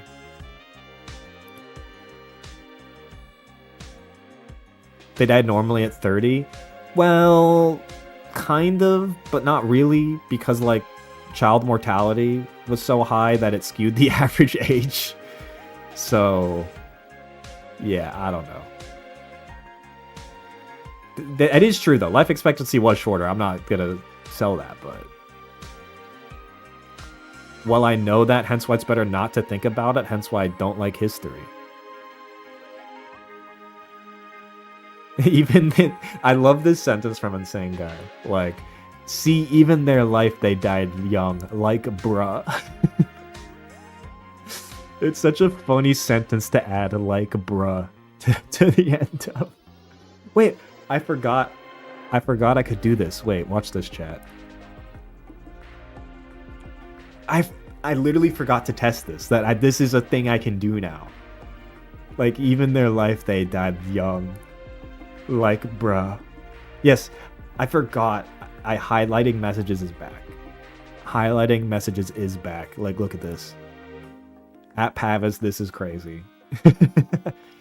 I forgot that I re-added this. Or that the new system I'm using lets me do this. But yes, that's another benefit of the new system I devised. I forgot I had this. I could have been using this the whole time. And yes, it has the PFPs. So yeah, and then I just click on the message to hide it. So yes, and you get the PFP. Yes, I don't want PFPs in the actual chat box because I think it kind of clutters it up a bit. But I think the PFP when I highlight a message is still good. But yeah, anyone can be put on blast now. Yeah, you're right. Like you, like you, Insane Guy. Not Insane Guy. Like you, Superstar Rally. I can put you on blast right now. It also has the icon of what platform they're on. So if I tap on Nap, it'll have the little Twitch icon.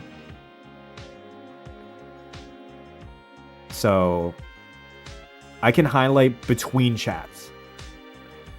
So look, while I was away, I wasn't just sitting on my hands, okay? I was looking into the best chat solution that was available. So yes, not only do we have a multi-chat, but I can highlight messages between the chats. And we can... Dude, thank God for Twitch not enforcing this stupid policy they had. Thank God for Giga highlighting this, because now combined chat plus chat highlighting with like YouTube member emotes also working. Like, I still don't see... I think I can see super chats. I don't know if I can see new memberships, but yeah. Yeah, hi YouTube. Anyways, I was talking about history with insane guy. But I think we can move on. I don't know if it's worth arguing about anymore. Or worth debating in the public forum. But yeah. What else happened in the past couple months that I can talk about? Twitch don't have ads. No. So the Twitch usernames don't include ads. The YouTube usernames do. So yeah, that's how I know. Yeah, that's how I can tell the difference at the moment. Can I highlight a following message? Okay, it doesn't really look specific. Did you know... Wait, what the... Did you know Gary Gilmore was the last person to be executed by U.S. firing squad? He's my hero. I did not know that.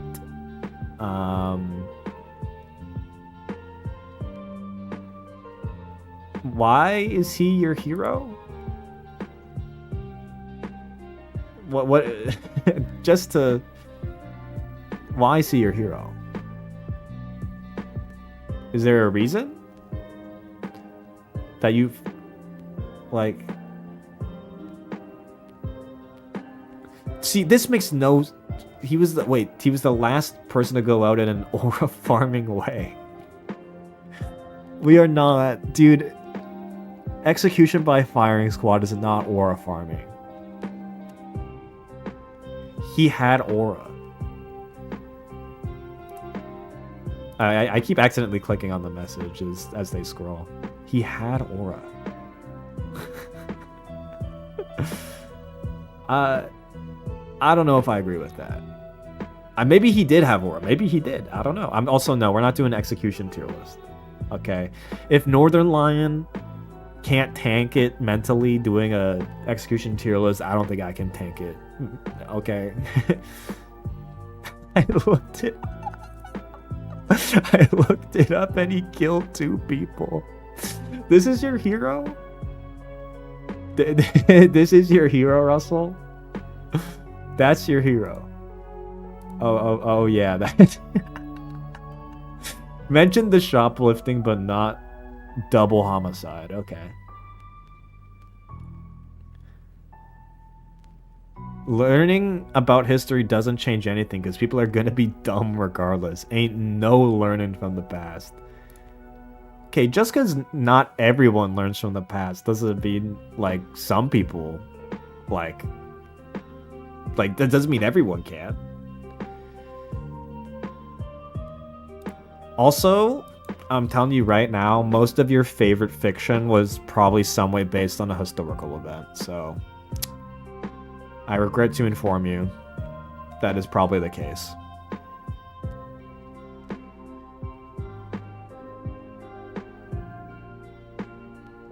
Also, any media you consume is based on lived experience that happened in the past.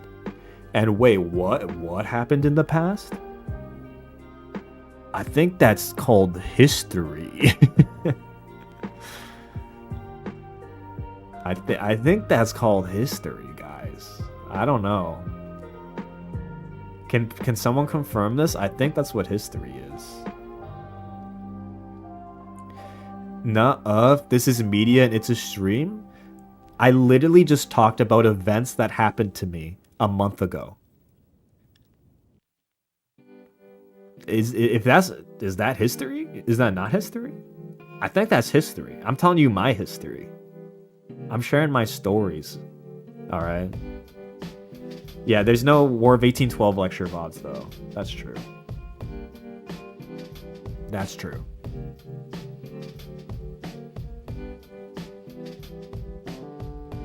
You told us those events live?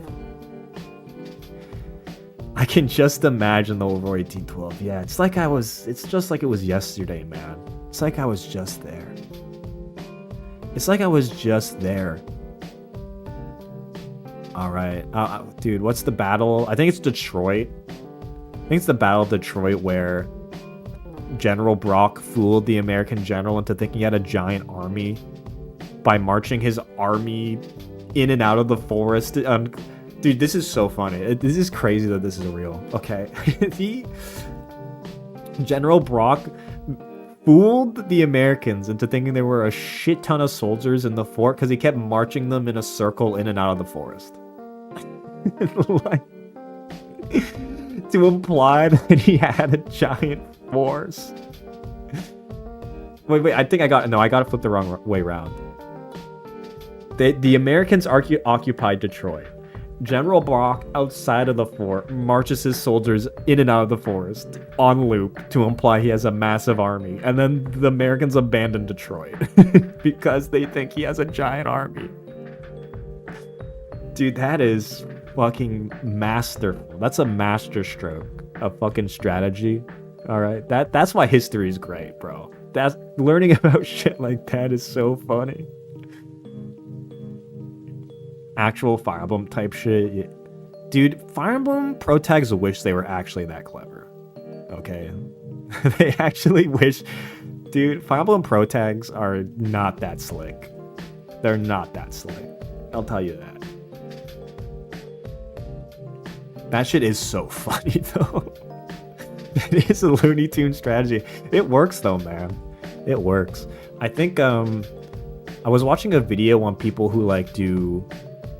like military war game campaign like roleplay shit where like it's all done online where people have lines of communication and manage and fight battles like as if they were in the field, and the stories of the type of stupid shit and mistakes that cause people to lose and win battles is so funny because it all comes down to communication of like just, dude, this guy hasn't responded to me about this fucking information. I don't know what's happening, but I have to make a decision. Like, dude, it's crazy, man. It's crazy.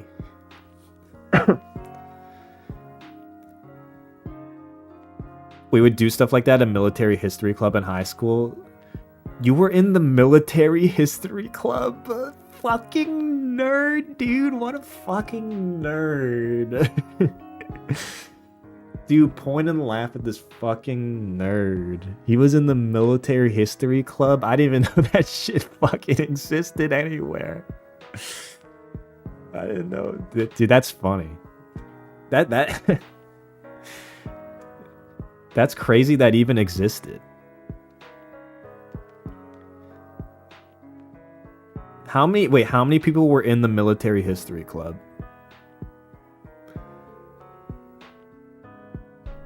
Dude, I may know a lot about military history, but I did not sign up for the military history club, bro. Okay. I was too busy in the chess club. Okay. Oh, wait. This is so funny. It was even worse. We were the military history chess and D&D club. It was combined. It was a 3. Dude, that is insane. That is nuclear grade toxic material. The military history chess D&D club. That is so fucking funny. Dude, if I had to play chess beside people playing D&D, I would lose my fucking mind, bro. I would lose my fucking mind. Dude, one time I was playing Mahjong at a like a board game cafe. Wait, I hit this button, yeah. One time I was at a board game cafe playing Mahjong. And on the table beside us, people were doing a D&D Christmas campaign. And I'm just trying to focus and build my fucking get my handful of Yaku, okay? And in my other ear, I have fucking a D&D RP scenario of the Grinch and Santa Claus and fucking the elves in the workshop. And I'm just trying to build my fucking Yaku, and the Grinch is doing a charisma check to my fucking right, and I can't fucking focus, okay? I can't fucking focus. Like, this is... So if I was in the fucking chess D&D military, like, history club, and I'm trying to fucking figure out my fucking checkmate pattern, and to my right I've got fucking, I don't know, some fucking dumb D&D shenanigans happening, and everyone fucking laughing at whatever the fuck's happening in that game, and I'm just trying to fucking find a mate in 5 in this fucking position. Like, I would actually lose my mind, bro. I would lose my mind. You're dissing them, but I'm the other side of the coin. Look, at least the Mahjong is a quiet game. Okay, Mahjong is mainly played in silence, unless you're in a social group, in which case you're just shooting the shit and vibing. But our table was silent, because it's a bunch of strangers just meeting up to play Mahjong, and we're pretty quiet. We're just focusing on the game, man. D&D is constantly vocal. You have to be vocal. It's a vocal game. And I'm not dissing them for playing the game. I'm just saying that the dynamics that were set up, that emerged in the situation, were driving me insane. It's improv. Yeah, it's improv, bro. It's improv.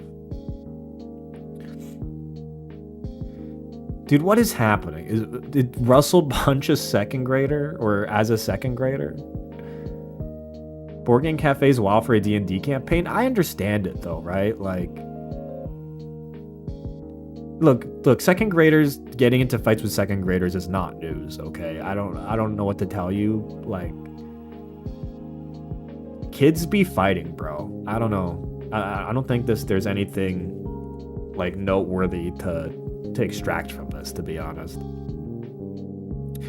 I can understand playing a D&D campaign because maybe you don't have a good spot for it in your place, or everyone lives in a small apartment or something, or like no one's available to host that day, and it's just easier to be in a communal space designed for that shit. Like, I get it. I'm not dissing them for doing it. Like, no one's at fault in the story I just described. Like, I'm just saying the dynamics that emerged were funny. But yes, shout out to Mark Carney in the Military History D&D Chess Club. Okay, I got another question, actually, Mark Carney, about this club. What was the gender mix? What was the mix? I need to know. And we'll see if it clears my YouTube analytics. We'll see. I think I know the answer though to the question. But maybe I'm proven wrong. Maybe my assumptions of society will be subverted. What is my YouTube analytics? It's like 1288. 12-0. It's 1288 percentage points in terms of the split. Last time I checked. I can check again. Actually, I will check again. Let me open up my analytics. 7-5? Actually, that's more than I thought, Mark Carney. That's more than I thought. That's solid. Respect to the Military History Chess D&D Club. Respect. That's gonna clear my analytics for sure. Audience. Let's go. My audience for the last 365. What's the split? What's the gender split?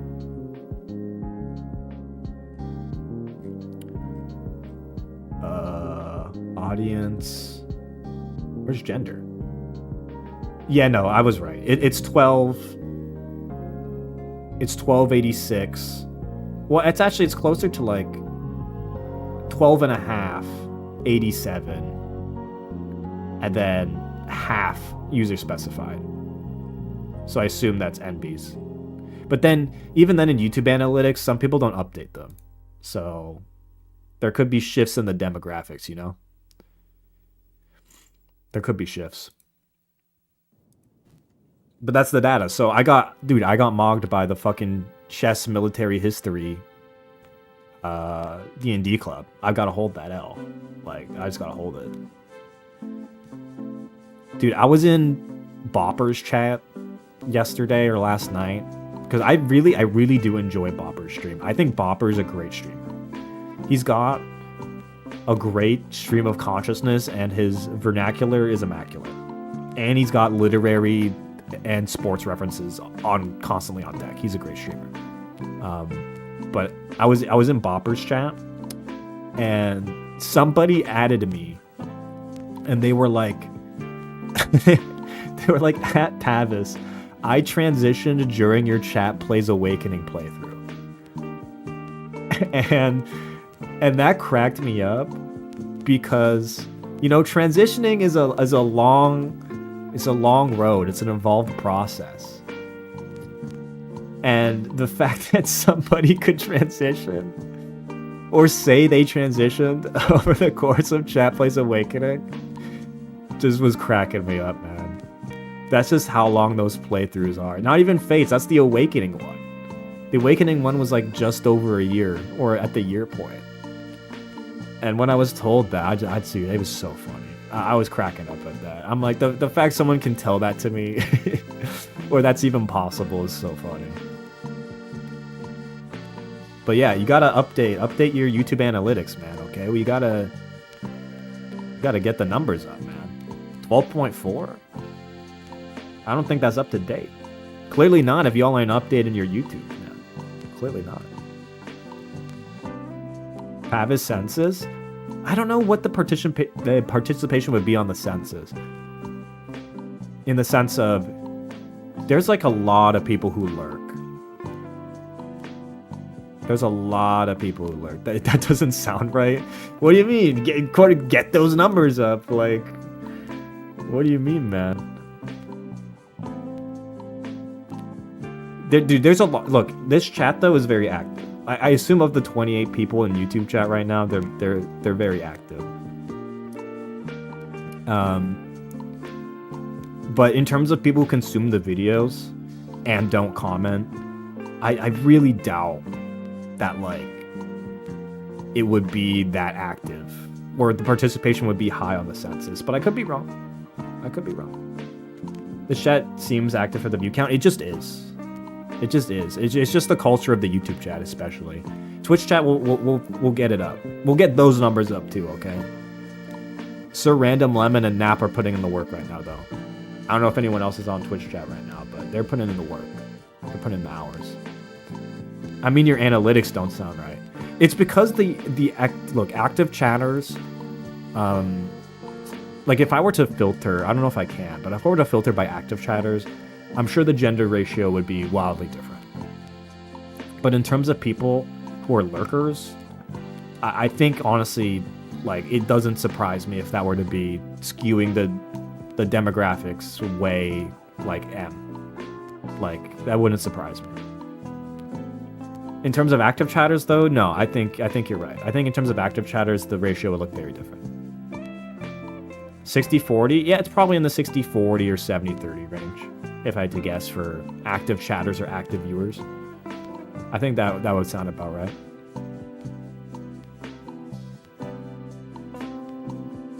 But yeah, there definitely is a divide. I think this is changing. I think this is changing with time. The Fire Emblem YouTube space and just Fire Emblem content and streaming has been very M dominated in terms of the audience for a while.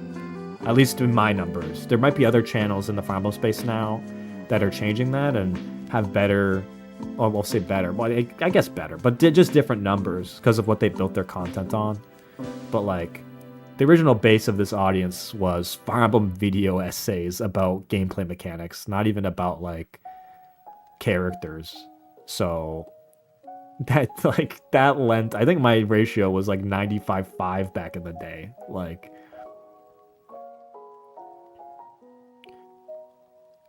I don't check demographics or numbers. I mean, I check them once in a while, but I don't do YouTube for that, really. So, like,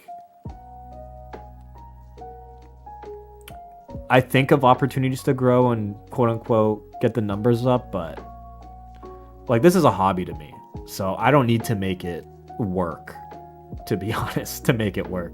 Like, I'm perfectly content streaming like this. I'm perfectly content streaming to 25, 30 people actively chatting and then posting a video later and getting like 1,000 to 3K views. And in my view, I've made it, bro.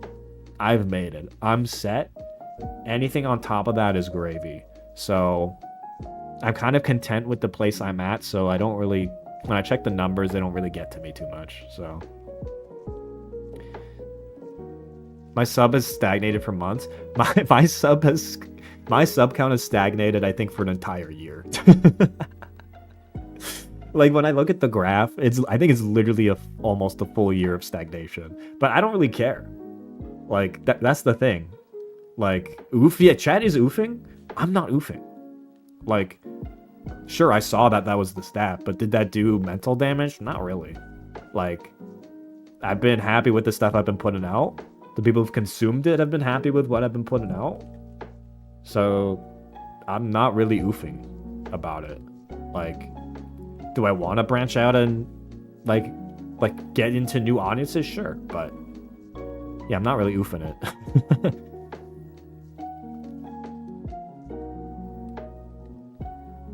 If this chat was bigger, I don't think it would have changed my life like it did. I think that's real. I think once chats reach there's an event horizon. Okay. There's an event horizon of a view count and chatter activity that once you get past, it is so hard to actually engage with the chat, like on an intimate level. And luckily, not even close to that on this channel. I'd say even 100, 200, 300 when the tier lists are happening, I can manage that. But once you start getting to like the 1K mark, the chat culture gets very different. And again, depends on the chat activity, but the culture just gets different, right? Can I highlight someone making funny analysis? Wait, is it Hearth Guy? Is it Hearth Guy?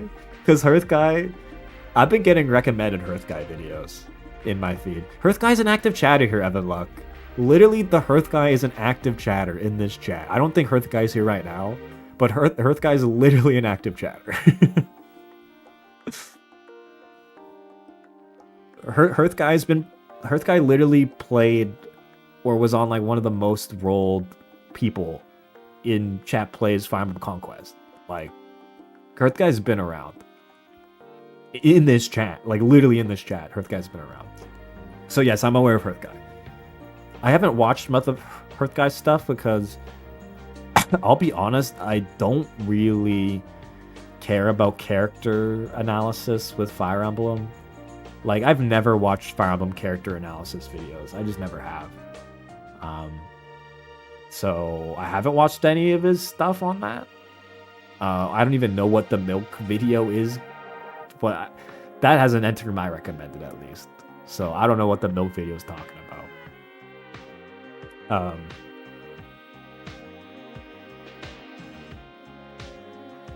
I've gotta. He discusses lore. Even still, like, even Fire Emblem lore, I'll be honest, I don't really care. Like, yeah, I got recommended the Hoshido video. I got recommended the Nor video. It's been recommended to me, okay? But I don't. I'll keep it a buck. I don't watch Fire Emblem stuff on YouTube. I don't watch it. I make Fire Emblem stuff, but I really don't watch Fire Emblem content. Like, I really don't. I did back in the day, like I'd say maybe like 7-8 years ago, I would watch Fire Emblem content, but I really don't watch it. So I might watch some of it off stream just because chat seems really adamant of its quality.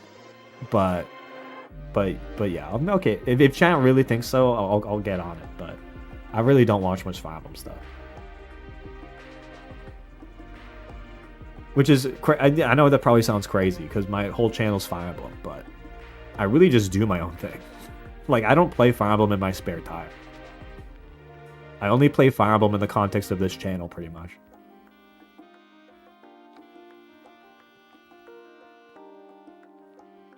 Like, my YouTube recommended... Let me see. What's in my YouTube recommended right now? What's in my YouTube recommended? I'm going to open it and see. If it'll load. It's not even loading. I'm going off my phone. Or will it load? Because I think the cat video is playing in the background, so I don't know if it will load. Oh, there we go. So we have...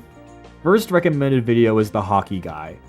And it's just a channel where he just does NHL updates on a whiteboard. And it's like 10 to 30 minute video each time. So we got the hockey guy. We've got CBC News. We've got Foolish Bailey, so baseball content. We've got Modern NBA. How Moneyball ruined your favorite snacks. What is that? I've watched a few Modern NBA videos. We've got Arsenal versus Chelsea highlights. We've got why A Knight of the Seven Kingdoms Season 1 is great. By the way, it is great. We've got Not Like Us plus 5 p.m. Animal Crossing. We've got How to Pick Up a Cat Like a Pro. Vet advice on cat handling. Oh, shit. We've got Hockey Psychology. We've got a Charlie, like a Penguins video.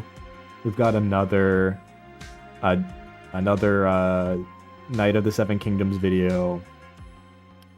We've got TLDR news, the EU's plan for a European super grid. We've got historical tyrants, Richard III, extra history. So like that's my YouTube recommended, okay? When I'm offline, I'm watching sports, I'm watching news, I'm watching history. Like, and then like maybe like a random miscellaneous video in there on some other topic. Okay? But that's my recommended, bro. I don't know why that vet video got recommended. I think the vet video got recommended because I have this video. Because I went onto my account, looked for this video for the TV, and I think it just showed up in my home recommended because I just searched for this. That would be my theory. That'd be my best guess at how it happened. Oh wait, we have another arc to discuss that I forgot to discuss. Another arc. I have been playing so much Deadlock. Like, oh my god. I've been playing a lot of Deadlock. This is the game, I think, like, fellow Deadlock, look, Deadlock, I'll be honest. When people first tried to get me into Deadlock, they were like, I literally said no. I was like, bro, I don't like MOBAs. I don't like shooters. I'm not gonna like this game. And people, I've been invited to the alpha for like a year, but I never opened it because I'm like, dude, I'm not gonna like this. About a couple weeks ago, they added all these new characters. They freshened things up visually. And finally, I got in the door. And I kind of love it. Like, every time I've played MOBAs, the thing about MOBAs that kills me is I don't like the moment-to-moment gameplay. I really don't. Like, I don't like the clicking around for movement. I don't like playing them moment-to-moment. To Deadlock, the moment-to-moment gameplay of Deadlock is just so fun. The abilities are fun, the movement is fun, the aesthetic is cool, the characters are cool. It's fast-paced, like, just moment-to-moment. It's just so much fun that even when I'm losing, I don't really mind. Usually when I'm losing in games like this, it's tilting out of my mind. I'm losing my mind. But with Deadlock, I kind of just have enough fun just playing the game. Sorry. I kind of have enough fun just playing the game that I don't really care. Like, obviously I want to win. Like, and I play to win because who doesn't want to win? But when I lose, I don't find myself getting tilted. And also, I don't get flamed. I don't even get close to getting as flamed as much as I did anytime I tried to pick up a LoL or Dota. Like, when I was picked up LoL and Dota for the first time, I drop into a game, I'm insta-flamed, dude. Instantly flamed. Because I'm still figuring out how the game works. I'm still figuring things out, but I get insta-flamed. That just didn't happen in Deadlock. Like, maybe it's because everyone's new and everyone's figuring shit out. And I think right now, there's so many new players, everyone's ass. But didn't have that experience in Deadlock. And as a result, I didn't get flamed. The moment one gameplay was fun. And I just kind of fuck with it. It's a fun game. It's a fun game. Yeah, it's a young game. Everyone sucks, man. Everyone sucks. I'm like Alchemist in terms of skill rating. I'm like still in like really low elo. I'm like Alchemist like 4 or 5 or something. So the game's out for a year now, but all the people who've been playing Deadlock for a year plus, their skill rating's way high. I'm not playing with those people. The lobbies I'm getting put into, they're like all new people for the most part, from what I can tell. Like, the matchmaking to me has seemed fine, at least at my elo. But then when I did hop into League and Dota, I think even in the low ratings of those games, people have been playing for a while. So I was just getting insta-flamed. And yeah, it just didn't happen in Deadlock, so. Just didn't happen in Deadlock. But yeah, no, I really enjoyed, and I'll be honest. Don't be surprised if you see me make a Deadlock themed stream. I'm probably not just going to play Deadlock on stream, but I'm genuinely considering, like, because I'm looking at the content scene for Deadlock, and I saw the similar thing with Fire Emblem, right? Like, Fire Emblem, at least back in the day, I think this has changed with time. Fire Emblem was very gameplay focused. Like, I looked around and, like, for example, the fact no one had made a crit quote tier list for Fire Emblem blew my mind. But there's not much of that content in the casual space for Deadlock. It's very gameplay oriented at the moment. I think there's definitely space for me to make something there using either Drip or Drown or the Drip tier list. Deadlock Drip tier list, or which Deadlock character is the hottest tier list. I think one of those two would go great with Deadlock. And I think it would do well too. So don't be surprised if that's one of the next streams coming up. I've been thinking about it. I've really been thinking about it.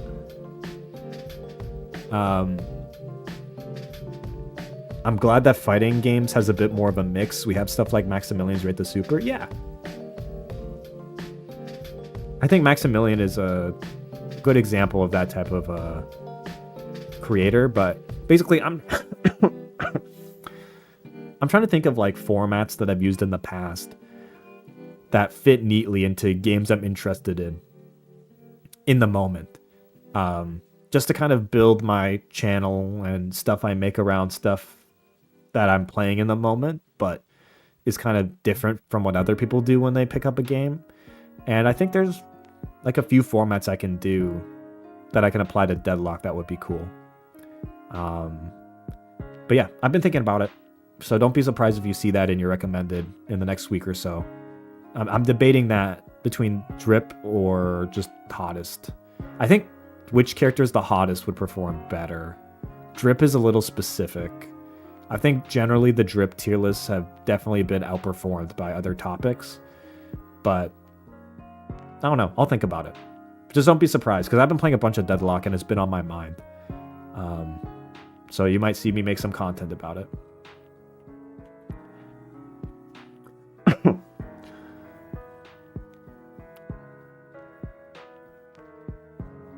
If you play Deadlock, I will give you $20. I already did play Deadlock. So can I get that $20? Like, can I get that 20? I did play it. I mean, I've got 32, 33 hours in it, I think, in the past week. Like, I think that's worth $20, bro. I think I've met the threshold. On stream, I'm not playing Deadlock on stream. In terms of, I'm not booting up playing a game of Deadlock on stream. No way. It would not be good content. I'm letting you know right now. It would not be good content. It would be me booting up, playing the worst Deadlock you've ever seen in your life, while I'm sitting there in dead silence because I'm so locked in. One, I'll be locked in and not engaging with chat. Two, I'll be playing like shit. That's great content? No, it's not. You say it's good content. It's really not. It's not good content. It's really not. Dead silence playing like shit is not good content. But yes, I've been playing Deadlock. I'm gonna keep playing it.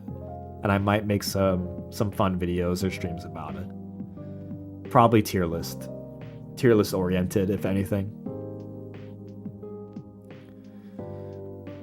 Yeah, if I find, or if I could get a good, like, I don't know if I have many streamer friends who are playing the game. I think Skull Volver, I think, is playing it, but I'd have to, like, message him. I haven't messaged him really since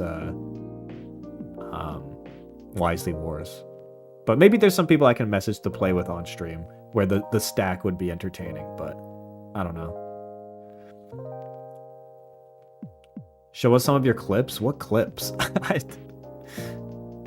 What clips are you referring to? Dude, it's too vulnerable. It's too vulnerable. I can't show you my Deadlock gameplay. It's too vulnerable. It's too intimate, okay? There needs to be a buildup of trust in order for you to see the way I play Deadlock, okay? Who is my Deadlock main? I play Dynamo and Graves. Those are the two characters I've been playing. Mainly more Dynamo than Graves, though. But those are the two I've been playing. It's that bad? It's like a baby showing its first steps. Yeah, exactly. Exactly. We need the A support? Yeah. Look. Once I'm better, maybe. It's too vulnerable, man. Dude, sucking at a game in front of people is a very vulnerable experience. Okay? It's very vulnerable. I can't do it. I can't do it. Unless there's good vibes in the social stack. And look, I don't think it'll be good content, bro. I really don't. To be embarrassed of the being bad's the real embarrassment? No, you're wrong. Dude, what happened to just being asked? Dude, that monologue or clip is so good. Like, what happened to being just ass? That's one of my favorite clips. I think that was from last year. That's one of the greatest clips. Just period. Dude, have your guys' feed been the CIA guy nonstop? Because that's been my feed. My feed has been the CIA guy with the modulated audio between super deep and super, like, chipmunk. Like, literally nonstop for the past week. It's all just been CIA guy, man. Maybe you do a bunch of ass gameplay streams to get that stream culture. I don't know if I want to make a habit of making my content be how shit I am at video games. I don't know if I want that to be what I put out into the world. I have no idea what you're talking about. Dude, how am I the one telling chat about brain rot on the internet? I feel like it's usually the other way around. How am I the one informing you about this brain rot? It's no idea? Dude, none of your feeds have had this guy? It's a former CIA agent who's just sharing stories about his time in the CIA. but they're so batshit insane. Like, the stories are so insane. And he's like, the word choice and the way he tells the stories are so funny. And then layered on top of that, the audio randomly accelerates and decelerates with pitch shifting to emphasize certain things he says. And it cracks me up every time. It's very much dark humor, okay? Because the shit he's describing is terrible. But the way he's describing it is so fucking insane to the point it's hilarious.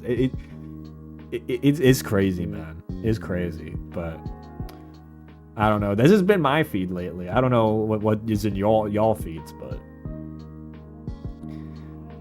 dude, everyone's reacting me, but like, just watch one clip of this. Just watch one clip, and you'll understand. Okay, you'll understand. It's dark humor though. If you're not, it's dark and kind of edgy. So I'm usually not into dark edgy humor either, but this shit just cracks me up.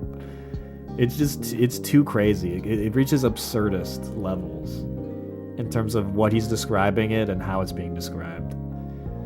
It's called dark humor liberals. Dude, I am not an edgelord dark humor guy. Okay, I'm really not. It's one of my least favorite forms of humor. But this is like absurdist. It's more absurdist than it is dark, although it is dark. But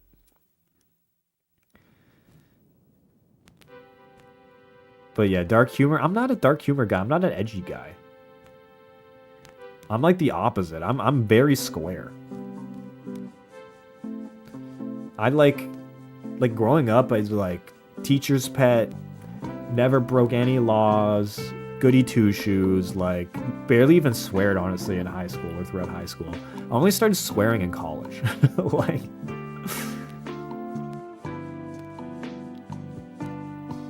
I don't know, when do you guys start swearing? If you do swear. College corrupted you? I don't know, the social dynamics just led it to happen. I feel like everyone has a different time where they start swearing, right? Because like sometimes you're raised in it, or your parents just swear around the house, so you just swear. Sometimes your parents tell you not to forever, and then it's only once you're out of the house that you start swearing. Like 11th grade, late high school, college, middle school, since I was like 10. Damn, and Senkai started swearing early. Church, camp, I don't swear at all. Dude, I know some people don't, and I completely understand, because if you've never sworn your whole life, like, just at all, if you're an adult by the point you start to, wouldn't it feel unnatural to even say the words? Like, you might not even have a moral quandary about saying the word, but wouldn't it just not feel right? Like, if your brain has like fully locked in, you get to like 25 to 30, like, and at that point your brain is like locked into its fucking whatever form it is. Like, I don't know, like, if you start swearing then, I don't know if your brain's gonna let you. Like, the neurons have all been formed.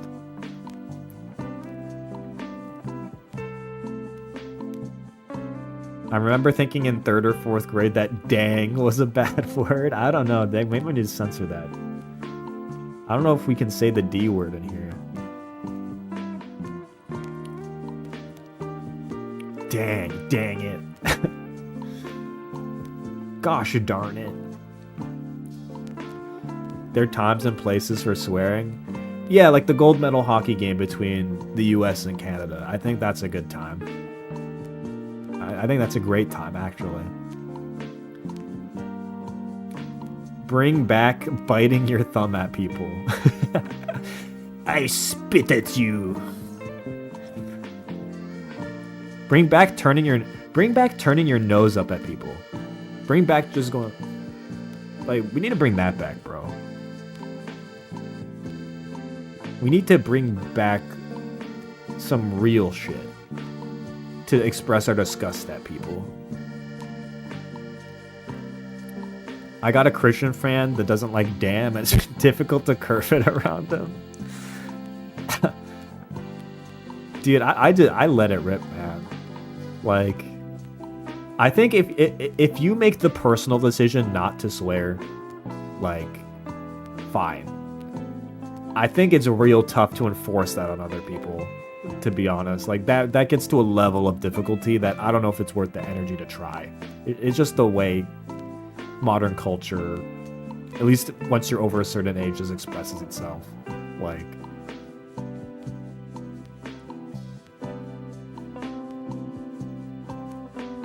insane guy, how is this relevant? I used to physically gag at people when I thought they smelled bad. Like, isn't that just a natural reaction to smelling a bad smell? But you did it like, you like emoted at them? Like, they smelled bad. You didn't, but you just like intentionally were like, you were just actively gagging at people. Yeah, Cussa needs to run and take cover, man. Take cover, man. What's the meme where you shoot at the shield and it bounces off and it hits someone else? Yeah, in their face. I give them a hint they need to do something. Oh my god, that's crazy. That's crazy. One might even say insane. Okay? One might even say insane. That's crazy. Give them a hint.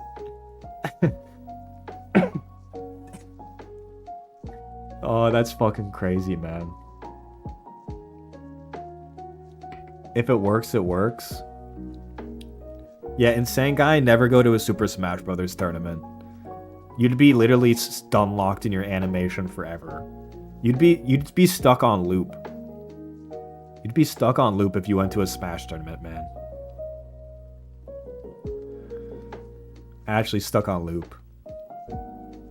Never go to an anime convention, insane guy.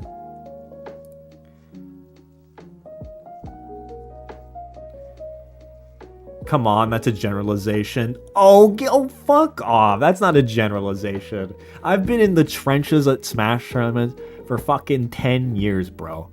Okay? That shit stinks. Okay? Smash players, and to an extent, FGC players have no fucking defense. This is lived experience. You can't tell me my lived experience, Shalga. Okay? I've lived it. I've been in the fucking mines. I've been on the fucking ground floor of this shit.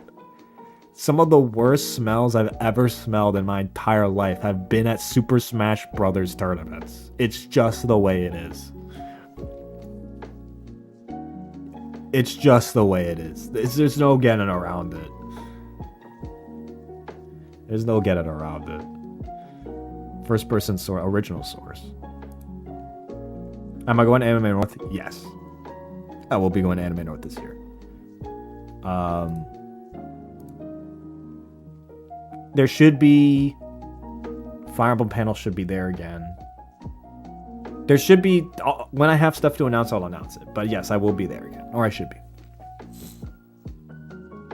Usually when I go to Anime North, you'll find me at the cosplay meetup. Fire Emblem cosplay meetup, I should be there again. Fire Emblem panel, I should be on it again. And there might be some other stuff we're doing. We'll see if it gets approved. But when I have stuff to announce, I will let you guys know. But yes, I'll be there again. I'll be there again. I'm honestly... Now, right... right now, Scarf is going through the archives.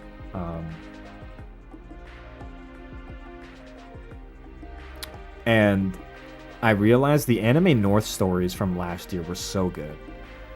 But there's so many stuff further up in line that I want Scarf to do before it would get to that.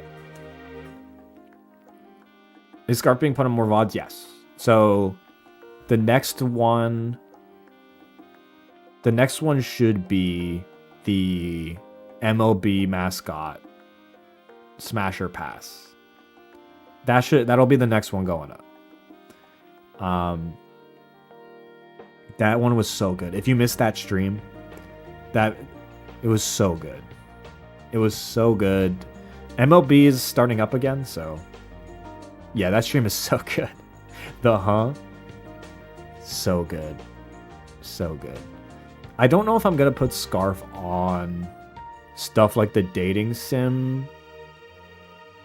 I think the dating sim one, it's just, I sent Scarf that because it was very recent as what I had to give him at the time. I think I'd rather put Scarf now. Now that I'm not doing like gameplay highlight stuff, I'd rather put Scarf on bigger projects where I think Scarf's editing can really shine.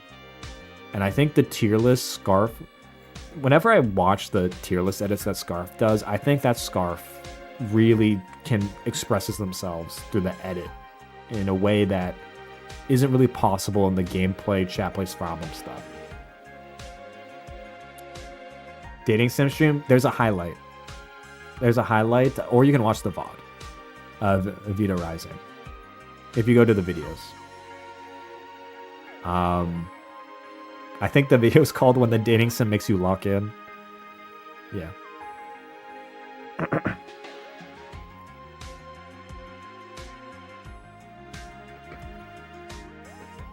Epi music bracket, I don't know. That I've been debating handing that to Scarf too. So that one's a maybe.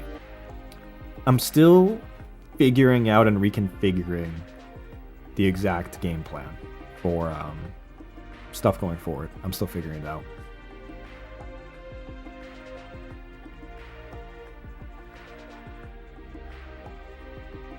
But yeah.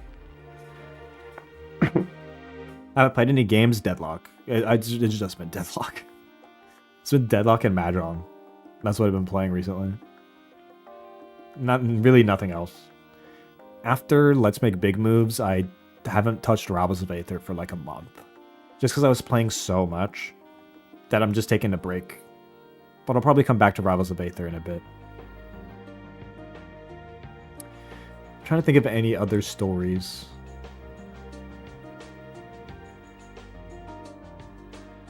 Or like media I've seen.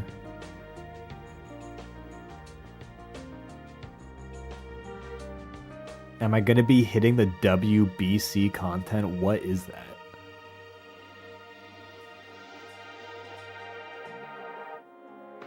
What is WBC? I don't know. What is that?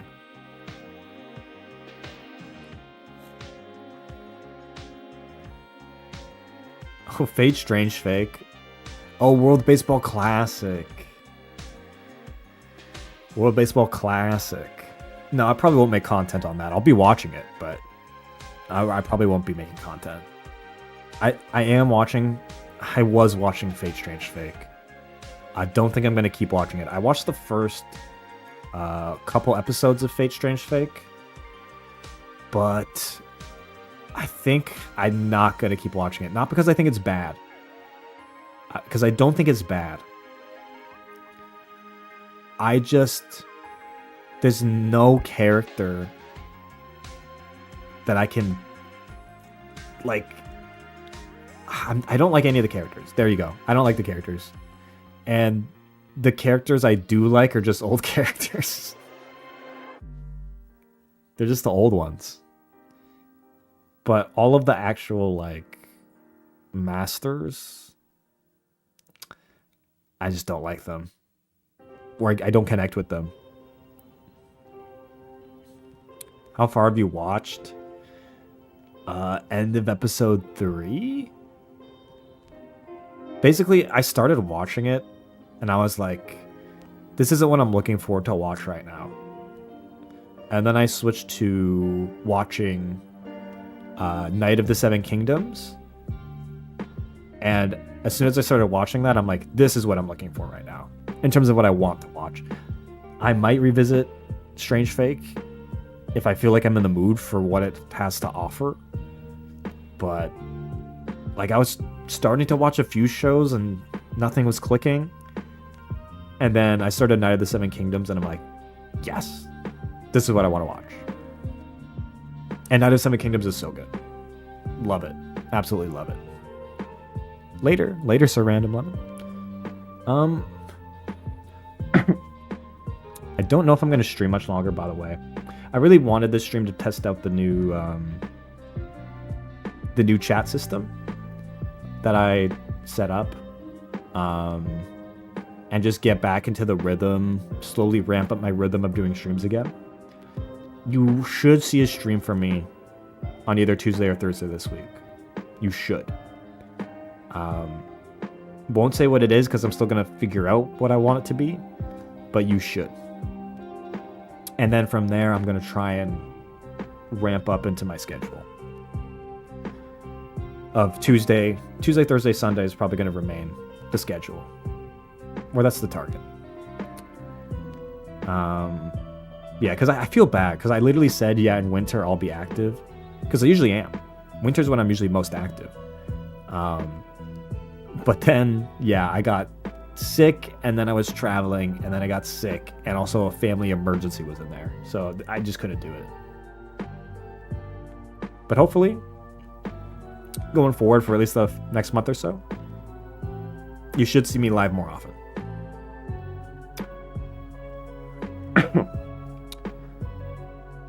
I don't really know if I'm going to stream actually much longer. I think actually that might be a good place to stop. I think 2.5 hours is a good length to stream for some yapping. So